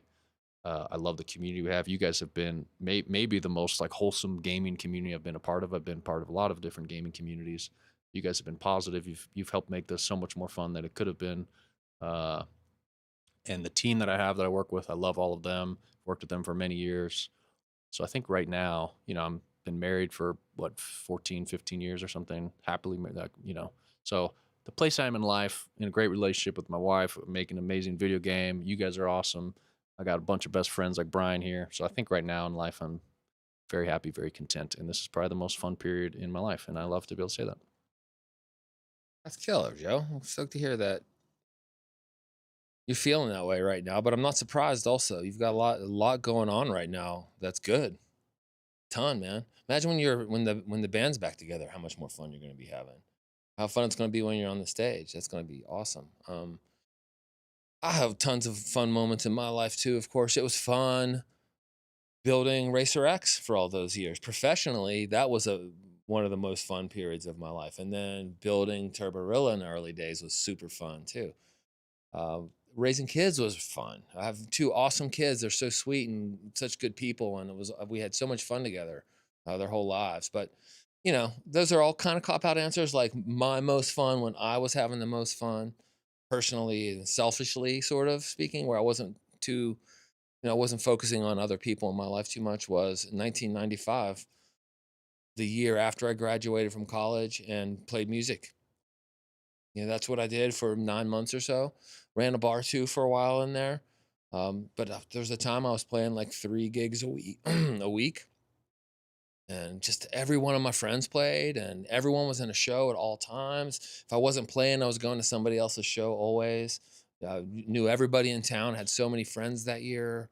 I could tuck my hair into my pants. Probably it was so long because I felt so free at the time. I just felt like this is the time before I start working to have some fun and let my hair down, so to speak. So I did. My hair was, that would have been baby stuff like you have in your head right now, Joe, and for me in 1995. So that was the most fun I ever had. I had just an absolute blast until it wasn't. Then eventually it started to suck, and I was like, gotta wait till 3 a.m. to get paid $60 and stuff like that. And eventually it became not much fun, and that's when I started working at Racer X. But yeah, 1995 was a good year, not just for me, for all the people I was hanging out with too. I think for the most part, it was a pretty fun year in Morgantown. 95, I was 8 years old. This guy's old. Tails wants to see a picture of your long hair. We can make that happen. Do you have a sport you would like to get into? Let me think about this. Do you have an answer for this right now? Yeah, I have a sport that I intend to get into, and I'm going to start it tomorrow. The sport I'm getting into is mountain biking. Tomorrow will be the first. I mean, obviously I've ridden mountain bikes before, but I've never properly gone riding trails before. I've never done anything like this. It's all been on dirt bikes. So tomorrow will be the first official day of that. Try it out and see how it goes. But I live in West Virginia now. I mean, it's a heaven for this stuff. Everywhere you go, it's an amazing place to ride street bikes. And you point in any direction, and you had twisty roads everywhere you went. It's kind of like that with mountain bikes too. I mean, it's just everywhere is hilly. There's nothing flat in West Virginia, so there are mountain bike trails everywhere. That's the sport. I'm engulfed in it. I'm interested in the sport itself and the racing aspect of it. I want to understand what it feels like, and I just like riding things. I don't have a motorcycle right now. I don't think I'll be getting a high-end mountain bike anytime soon either, probably. But I've got friends in town who have bikes, and I think I'll get my opportunity. So start tomorrow, see how it goes. That's probably the one I would say, though. Yeah, and like I said earlier, guys, I've done too many hobbies in my life. I think I've gotten into most of the sports I wanted to get into at one time or another. Um, I want to get more into mountain biking. I don't ride enough. I don't. Yeah. If I told you guys how much I really ride, it'd be embarrassing. I'm just so busy, and for me, riding is like I gotta pack up the bike, drive to the trails, unload the bike, get all the gear ready, go ride a couple out. Like it becomes like a half day thing.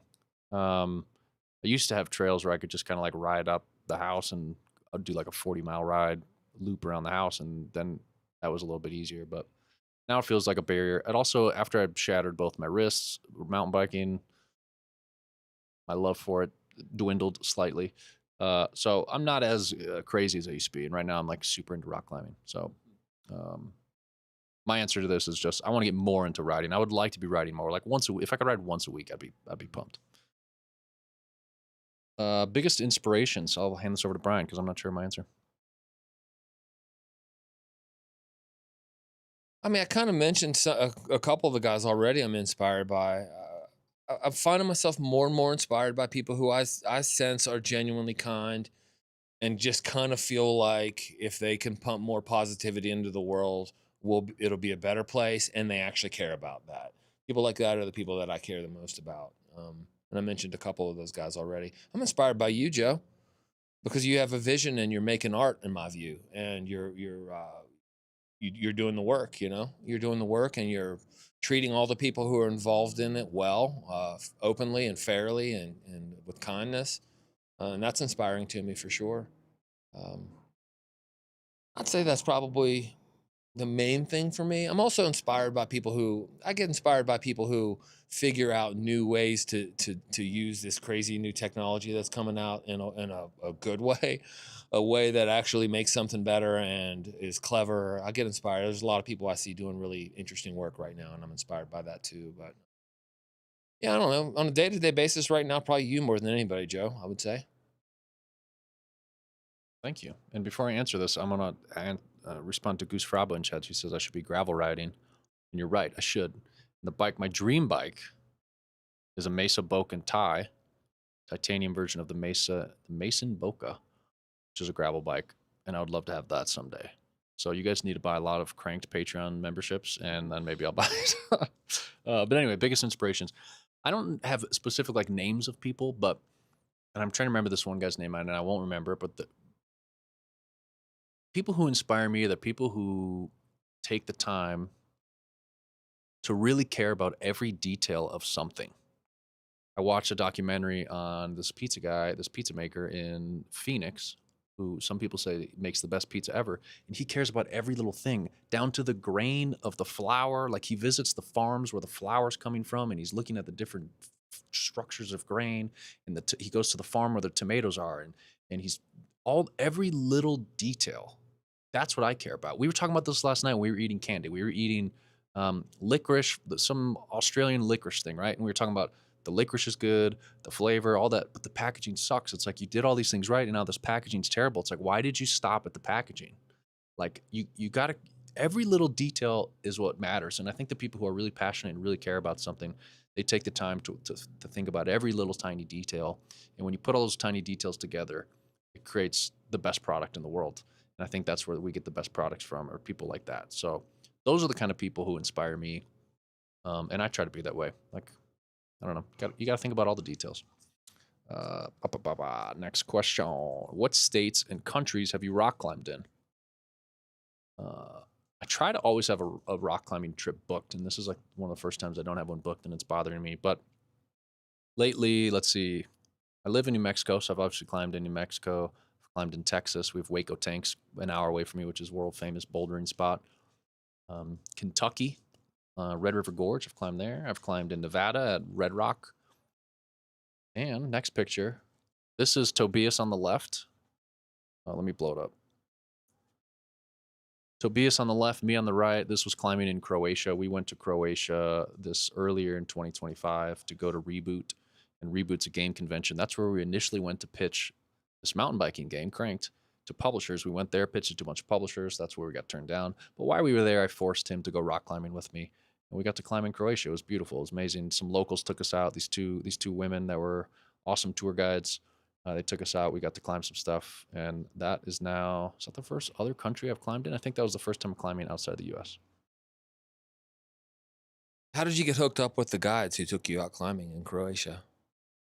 I just Googled. I actually was Googling for a rock climbing gym because I figured while I'm there, I can't take like a week off of climbing. I got to find a gym. Couldn't find a gym, but I found their website where they say they take people out. So I just messaged them and said, hey, there's two of us. And it was kind of me and Tobias and them two. We just went out, the four of us, and had our own little private session at our own little crag. And it was amazing. Whoops, wrong button. If you had to live in any country other than the US, where would it be? A lot comes into play in this question. Easy answer would probably be Canada because it's right next door. But I think New Zealand would be fun. But the problem with New Zealand is so far away from family and everything, like traveling back and forth would be a pain. So I'd probably say New Zealand or Canada.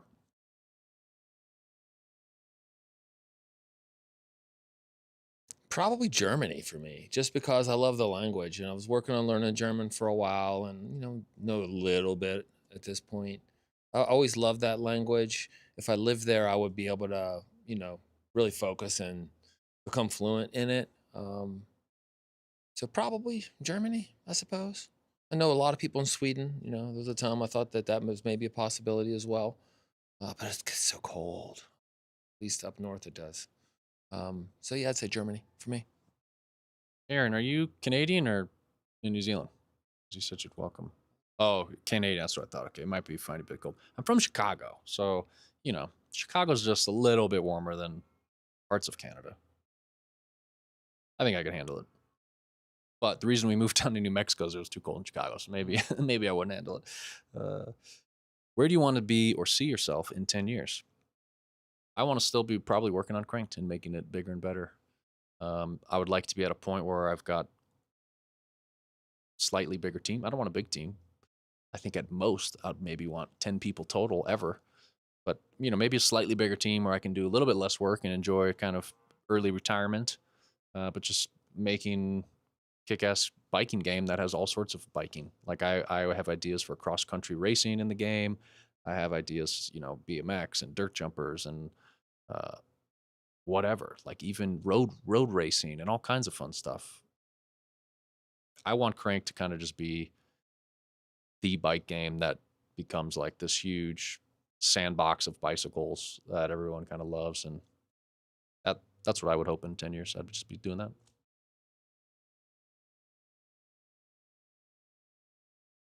I hope I will be very wealthy from introducing the world's first spatula microphone and marketing this. I don't know. It's funny because lately, work has not been work anymore. It's building something and pursuing something, doing things that I just want to do. It doesn't feel like work anymore. I used to think like, when do I want to stop working at what point? And 10 years from now, I'm 63, so that's a reasonable retirement age for sure.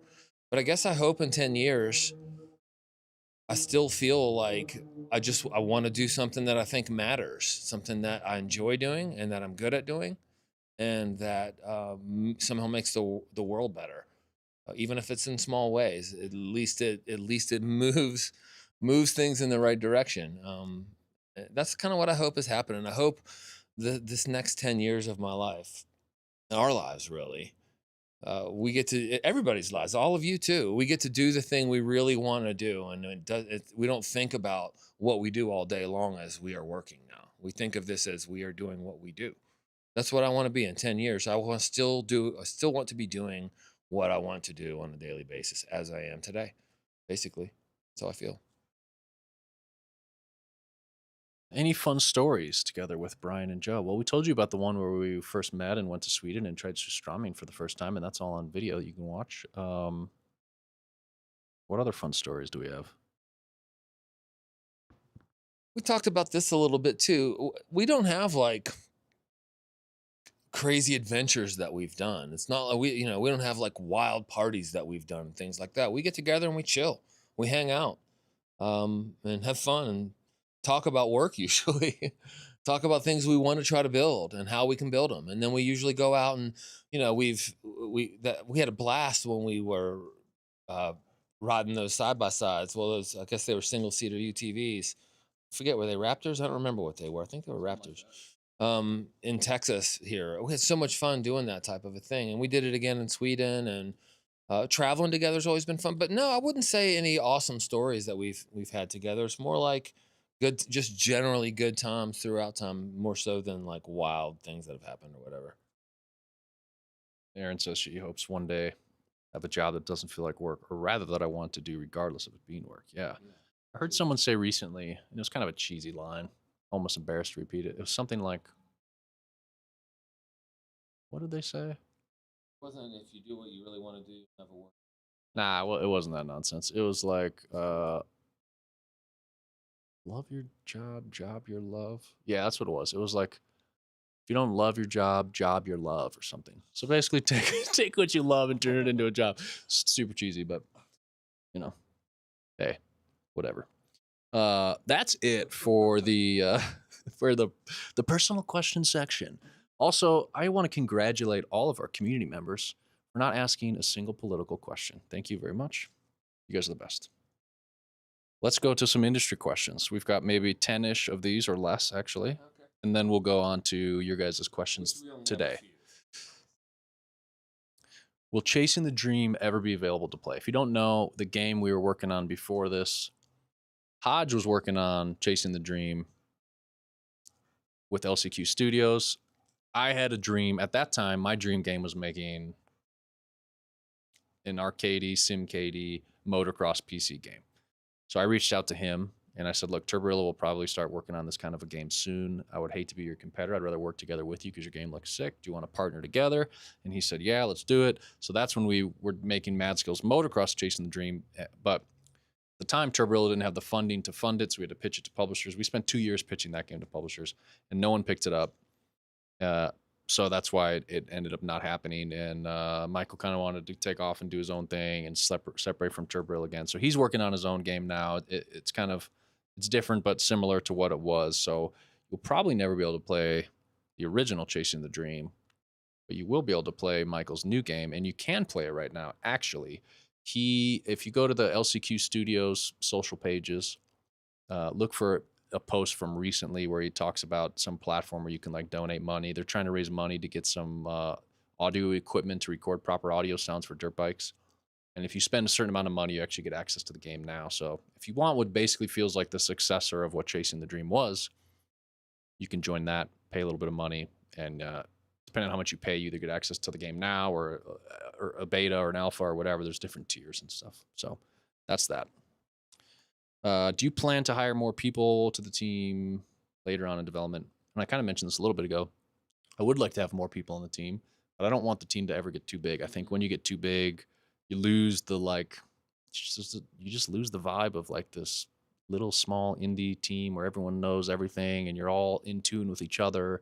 Once you start getting so big and like different departments have to talk to each other, and it just gets like corporate-y, and it doesn't, you could add, if you 10 times the amount of people we had, we're not going to be 10 times as productive. That's not how it works. You think it would, but it isn't. So at most, I think it'd be cool to have like 2 people of every discipline, like 2 artists, 2 programmers, 2 game designers, 2 level designers, maybe 2 people in marketing, whatever, something like that, like a team of 10-ish. So that would be the plan. I think if we could hire anyone right now, like the first thing I'd hire is another programmer. Then the next thing I'd hire would be another artist. And I think at that level, we could stop for a long time, and I think that'd be good enough. What is the complexity and scope of Cranked compared to Mad Skills Motocross? You want to answer this one? You want to start? The scope is just so much smaller. It's so much simpler of a project. Mad Skills Motocross, the team's way bigger. There are way more elements that we have to factor in. There's data analysis and user acquisition and all that stuff, which is very difficult and very expensive and increases the scope of everything. So this is like it was when we first started making Mad Skills a lot. In those days, we didn't really know much about the industry, the gaming industry. We didn't think of it as a gaming product, even though it was a game. I always thought of it as an action sports product, not a. Yeah, they weren't free to play, right? Which has made it easier, because when they weren't free to play, I mean, I didn't even know what free to play was when we first made it. There were, in those days, there were like light games. They were simple versions of more of fuller premium games, and they generally served as gateways into getting people to buy, full games. So the full game, you just made it the way you wanted it. You made it as good. You just thought, what's going to make this awesome? What's going to make it super fun? What's going to make it the coolest motocross game that there is?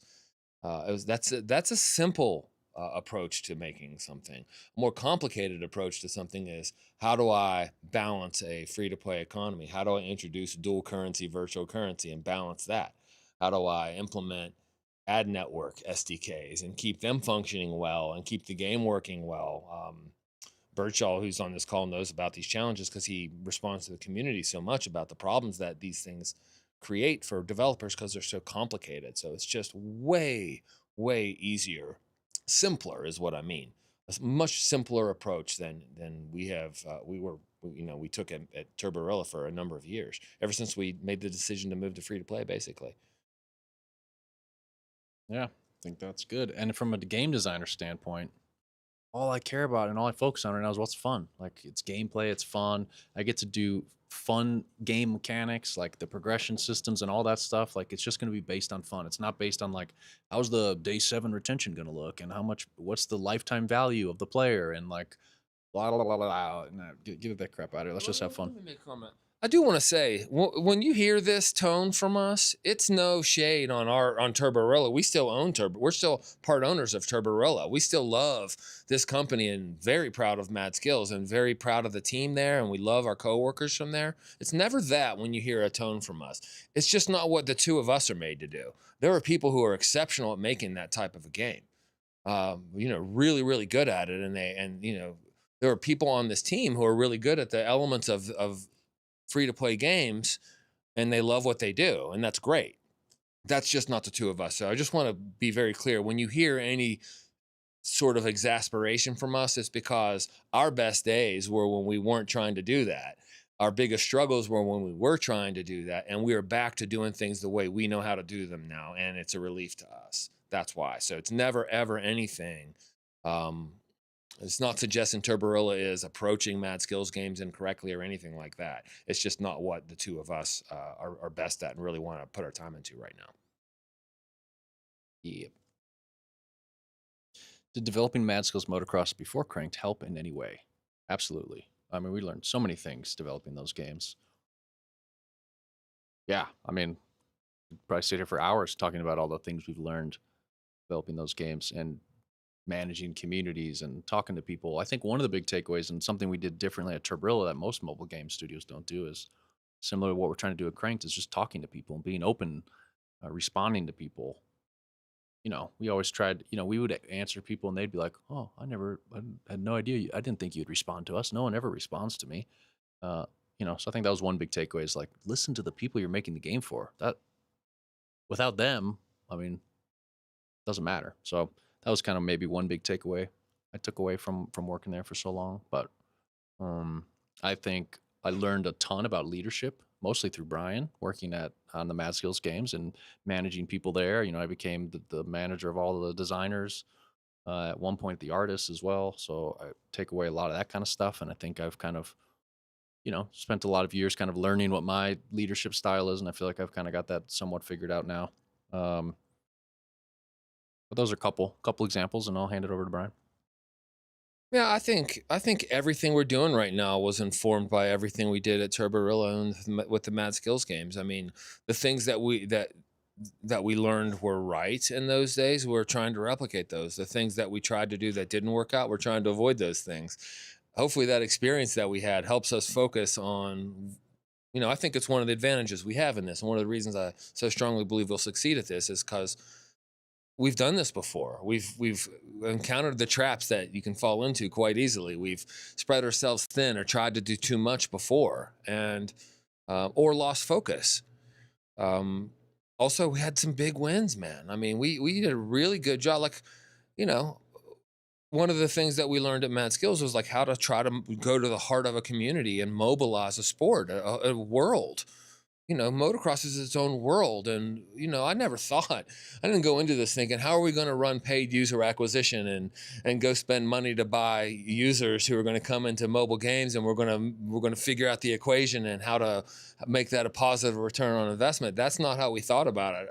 All I ever thought was, What do we need to do to make it so that everybody who loves motocross is going to love playing this game?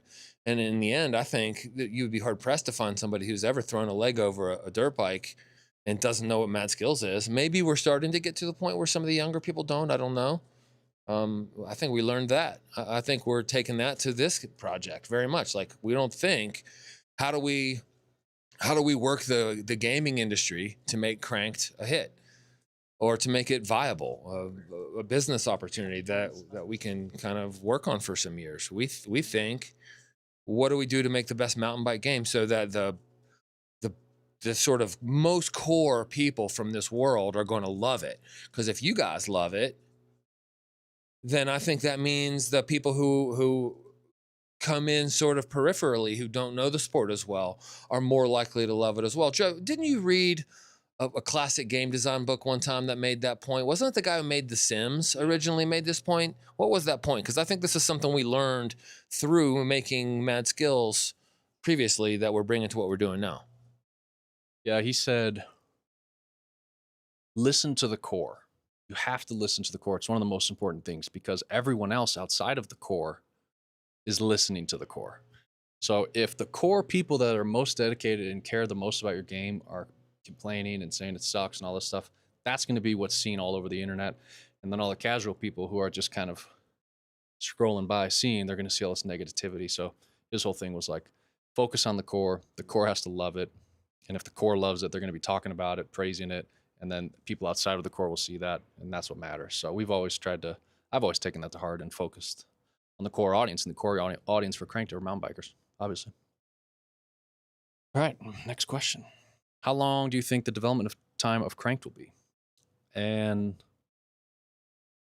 this isn't a game that we're trying to develop and then it's done and it's shipped like in the old days. Like, in the old days, you couldn't even update a game after you shipped it. It was a physical thing in a store and there were no updates. You couldn't even get online or the internet, whatever. So that's not the kind of game we're making. Obviously, the games have changed. So I think the development timeline to get it out to people on Steam is hopefully like a year to a year and a half from now. But that's just the start. That's just the beginning. After that, if it's a success, we hope to be working on this game for 5, 6, 10 years, and all that. So short term, getting it on Steam another year and a half, something like that. But if it's kicking the way we want it to be, we hope to be developing this game a decade from now. Anything to add to that? All right. Will you try to pitch the game to publishers again after you have some more gameplay to show them? Probably not. Unless we become very desperate and we need money. No. I think we've kind of settled on, we're going to do it our way. We're going to kind of do our thing. We've found a way to raise money ourselves and make this thing happen, especially with the help of Patreon. Hopefully we can get Patreon numbers up, which will help tremendously. But what's going to happen, and what's already happening, is the more people see traction of Crank, the more they see you guys talking about how much you love it, more people are talking and all that, the more publishers are coming to us now. So we've had a couple who have reached out to us and said, hey, we've seen your game online. It looks great. Can we try it out and play it and get back to you, whatever. So, I've sent some builds off to some publishers and they're reviewing it. We'll see what happens. But it's really nice to be in the other seat where it's like, I don't really care if they want it or not, because we figured out a way to do it ourselves. And I like being in control. I don't want them to have to tell me what to do or take 50% of our money or whatever. So the plan now is that we want to do it our way, do it ourselves, do it together with you guys. And if we can make it happen that way, that's the way we're going to do it. Anything you want to add? Yeah, I'll just add that I think we're at a time with the advance of technology where everybody's kind of figuring out how we're going to be doing things moving forward. Some of those publishers will be good at it, I suppose. Some maybe won't be. But I don't know. I think we're pretty well equipped to navigate what's coming ourselves too and figure that out on our own. And I hope that we are able to stick with our original plan, and not have to bring out anybody else. It's possible that we'll have to raise money again, certainly. Very possible, I would say. But we hope to do that as a round and not as a deal with the publisher. So I hope not. I mean, I'm not saying that like I'll be dead set against it forever. Things change, and you never know what scenario you're going to be in or what opportunity is going to present itself to you. But I hope not. Like it could be an instance where we get a publisher to help us port it to consoles, and they run the whole side of the console thing. We keep ownership of the PC thing, and so there might be opportunities in the future to work with them. But what was the point I was about to make? Oh, I was talking to other indie devs and publishers out there, if you're listening, to get a publisher, it's like you have to do the work the publisher's supposed to do to impress the publisher to then sign you. They're like, how many wish lists do you have? How many people on social media do you have? How many this? How many followers? How many that? And it's like, that's supposed to be the publisher's job. Like, you're the one who's supposed to grow it and get all the wish lists and help us market it and all that stuff. So it's almost like you have to do half of the work just to get the publisher interested, and then they just hop on for the rest of the ride and do some stuff. And if publishers heard that, they'd be like, but that's how I feel right now. Okay, but next question. As game developers, what is your current view on gaming in the gaming industry? This is the last question before we'll take questions from chat. But I think it is kind of crap right now. It's been crap for a little while. I think after the beginning of the pandemic was a nice boost for people because people were staying at home playing video games. But then the pandemic went on, and then people wanted money, and now they're not going to spend money on video games.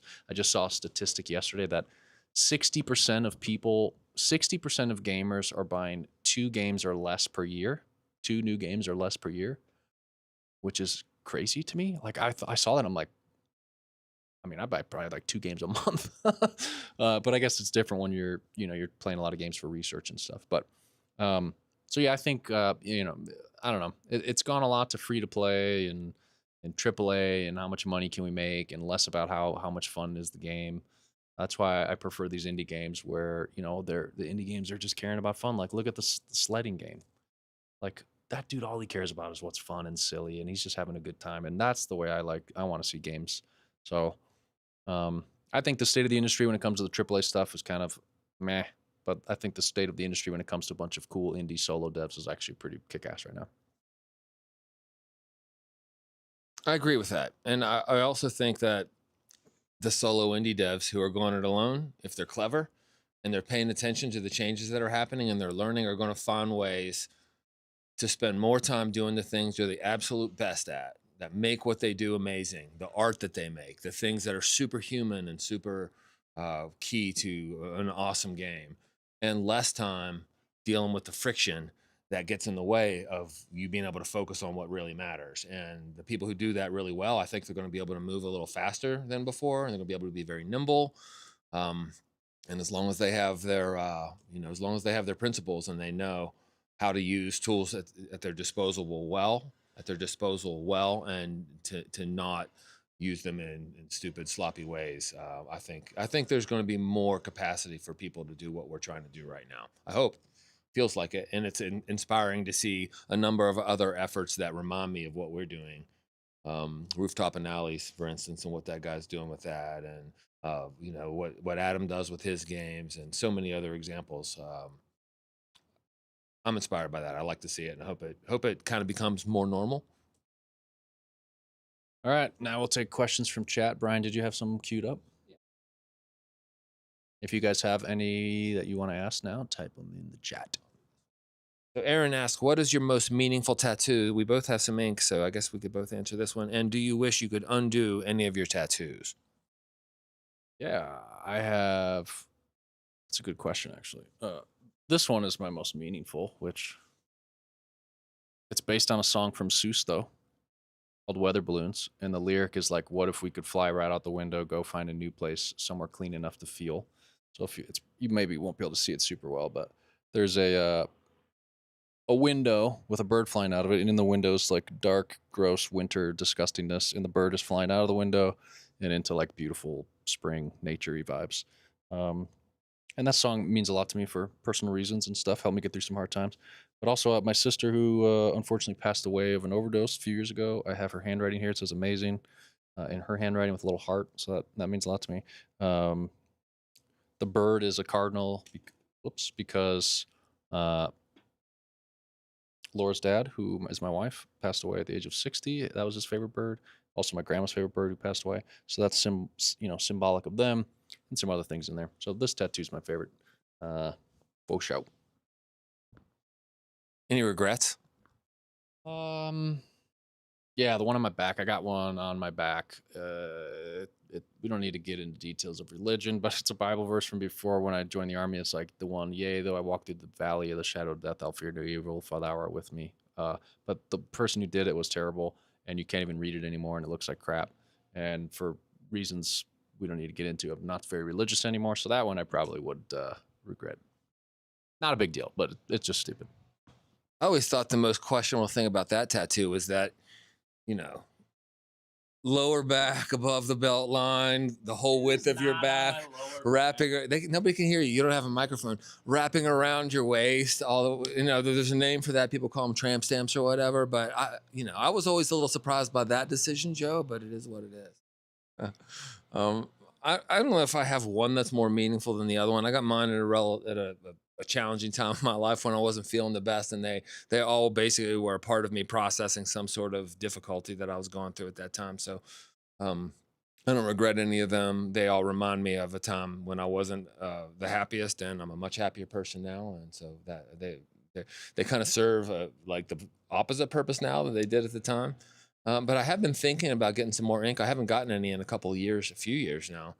And this would be something that's more motivated by being where I want to be in life as opposed to by not feeling very well. So I don't know what comes next, but no regrets, and not one that means any more to me than the other one, I would say.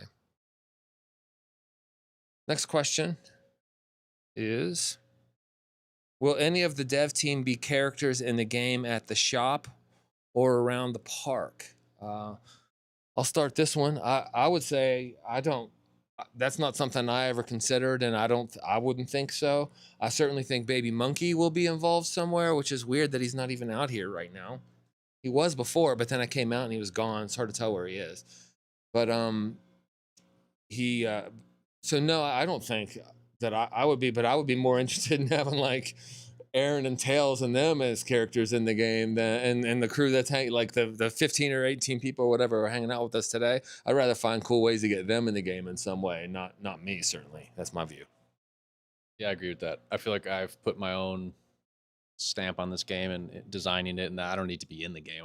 It never even crossed my mind to put myself in the game or anyone on the team in the game.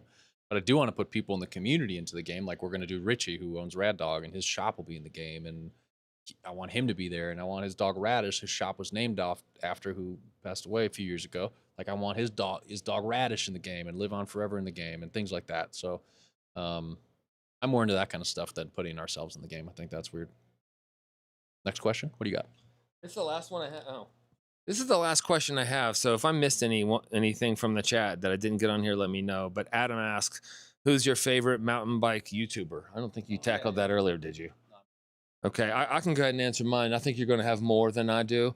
This kind of goes back to the motocross racers always. Like my favorite in the mountain bike YouTuber, so I've been watching the most lately, has been Cam McCall. I mean, he's such a cool guy. I love kind of his style. He's so authentic. Like there was never a time I was talking to Cam and felt like he was anything other than just being himself. And I think that comes across in his YouTube stuff. So he's probably my favorite right now. There's some gaming YouTubers I quite like as well. That I have, I don't know if that counts or if that's what the spirit of the question was. But I would say as far as actual mountain bike riders, Cam is my favorite lately. Well, this could be an interesting one. Guy that I took a lot of inspiration from making Cranked, and I actually put together a video to show the team of like how we need to make this game, and I base it on a lot of his clips. And I always screw up his name because it's French and I can't say it. But that what's it, like Remy Metier or I forget. I don't know. You guys probably know what I'm talking about. But I feel like he does a lot of crazy tech stuff, crazy rock slabs, just like gnarly stuff. So he's been a big influence on me in a channel that I really like.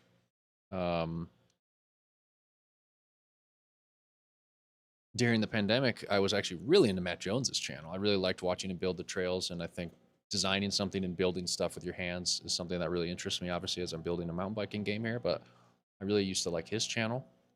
Still watch his channel actually, but it's a little different of a feeling now that he's making a competitor game. But trying to think who else. I don't know. I usually just go on my feed on YouTube and whatever shows up, I kind of watch. A lot of like Red Bull stuff, Red Bull bike channel, GoPro bike channel, that kind of stuff. But Remy's one that sticks out for me. Any other questions that you guys had? Yeah, we're gonna have tramp stamps for sure. They're gonna be customizable. They're gonna be great. Any other questions you guys want to ask? Hang out with us while we're hanging here. Let's hear it. We wanted to talk about the Patreon tiers while I'm here. So we're going to have a meeting that we're just going to, schedule something for tomorrow and talk about it. And Joe's like, well, let's do it. Let's see if anybody else wants to join. So I think we're going to talk about the Patreon tiers and adjusting those tiers. I don't know if we have a time yet, but we were going to do it tomorrow, and we were just going to do it on Discord in a live channel. So if anybody wants to hop in and have some input into it, you'll be welcome. We'll let you guys know when we know exactly when we're going to do it. Yeah, it'll probably be tomorrow after lunch. Tomorrow's schedule for us is we're gonna wake up. We're gonna go on a mountain bike ride. I got Brian an e-bike so he can keep up with me because I'm so fast, totally fast, so fast. Just kidding. We're gonna do that. Then we're gonna grab lunch on the way home, and then we'll get back here, maybe shower, and then hop on Discord and figure out how to redo the Patreon tiers and make them better. Any other questions, guys? I will hang out here for a few minutes and see if you guys have questions. If there's anything else, Jake looks so cuddly and cute sleeping inside. Hopefully baby monkey doesn't attack him. What else? What a chill. This was so super chill. Just kind of nice. I love these every week when we do these streams. But when you're balancing YouTube and TikTok, it's a completely different experience to this one. This one's a little bit more, I guess we could have probably just done this on Discord as well if we wanted to. It wouldn't have made much of a difference, I think, because I think everybody here is on our Discord.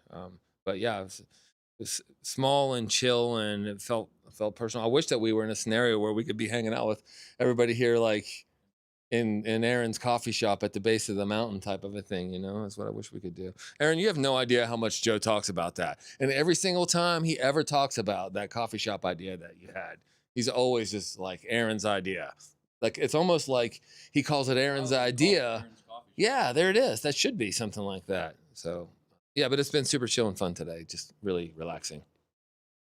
Yeah. Anything about Saturday Shindig at Rad Dog? We could talk about that. We're just gonna have fun. I mean, Rad Dog is a little. I mean, I want to capture the spirit of Rad Dog when we put Rad Dog in the game. Rad Dog Bike Shop is not some corporate big, shiny, bright lights, fancy bikes on the wall type of bike shop. It's a hole in the wall in like in an apartment complex owned by a dude who just lives, breathes, loves bikes his whole life. That's all he's really like. That's been his passion since the day I met him, and it still is today. And he's the best bike mechanic I've ever known. He knows everything about bikes, and he's like the nicest dude ever. But you go in there, and it's just filled with customers' bikes being worked on, and he can order you bikes, and he sometimes has some in stock. But it's just like this. It's got art from people in the community inside there, and all. I mean, it's just like a cool spot to hang. He's got guitars in there, and so anyway, we're gonna have a little pizza party there. We're gonna have pizza and drinks, and just have the game set up. We're gonna try to maybe do a couple live streams too. We might just do like some handheld phone live streams of filming stuff. We're gonna film people playing. We're gonna try to film the reactions. Anyone who agrees to be on camera, and then we're gonna try to just get the take of real mountain bikers, what they think about the game, get their reactions playing the first time on camera, make clips out of it for social media, stuff like that. So that's the plan with what's happening this weekend on Saturday. Let me run through chat real quick. Like, I'll be the barista. That'd be sick, Aaron. I'm into it. All right. This was fun. Thanks for hanging. What did we go? We went 2 hours and 1 minute. So that's pretty good. Last chance for any questions if you guys got any. Otherwise, what were we going to do the rest of the day? I forget. Oh, we were going to do maybe a TikTok stream. I don't know how much my voice can handle. I want to do a TikTok.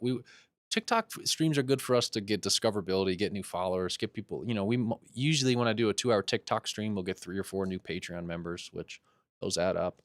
So we were thinking about doing that later this evening. I think I like the idea of separating the YouTube and the TikTok streams going forward. It's more work for us, but it's like I like to be more personal and connect to you guys, and then let the TikTok shit show be its own thing.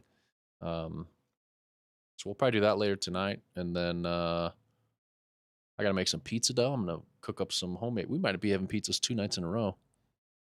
Whatever. Homemade pizzas are gonna be better than the pizzas we get for Richie's, but I'm gonna make some pizzas here probably tomorrow night. So we're just hanging, having a good time. Gonna work on the portal. Yeah, we're working on the Crank Collabs portal. What else were we gonna do this weekend? Oh, some YouTube video. We wanted to. Well, probably Brian and I have some ideas to make some like YouTube like content, like regular, not shorts. We do a lot of shorts, but we're thinking about making some videos like comparing us to Descenders and playing that, and I don't know, a bunch of other ideas. So that's the gist for this weekend.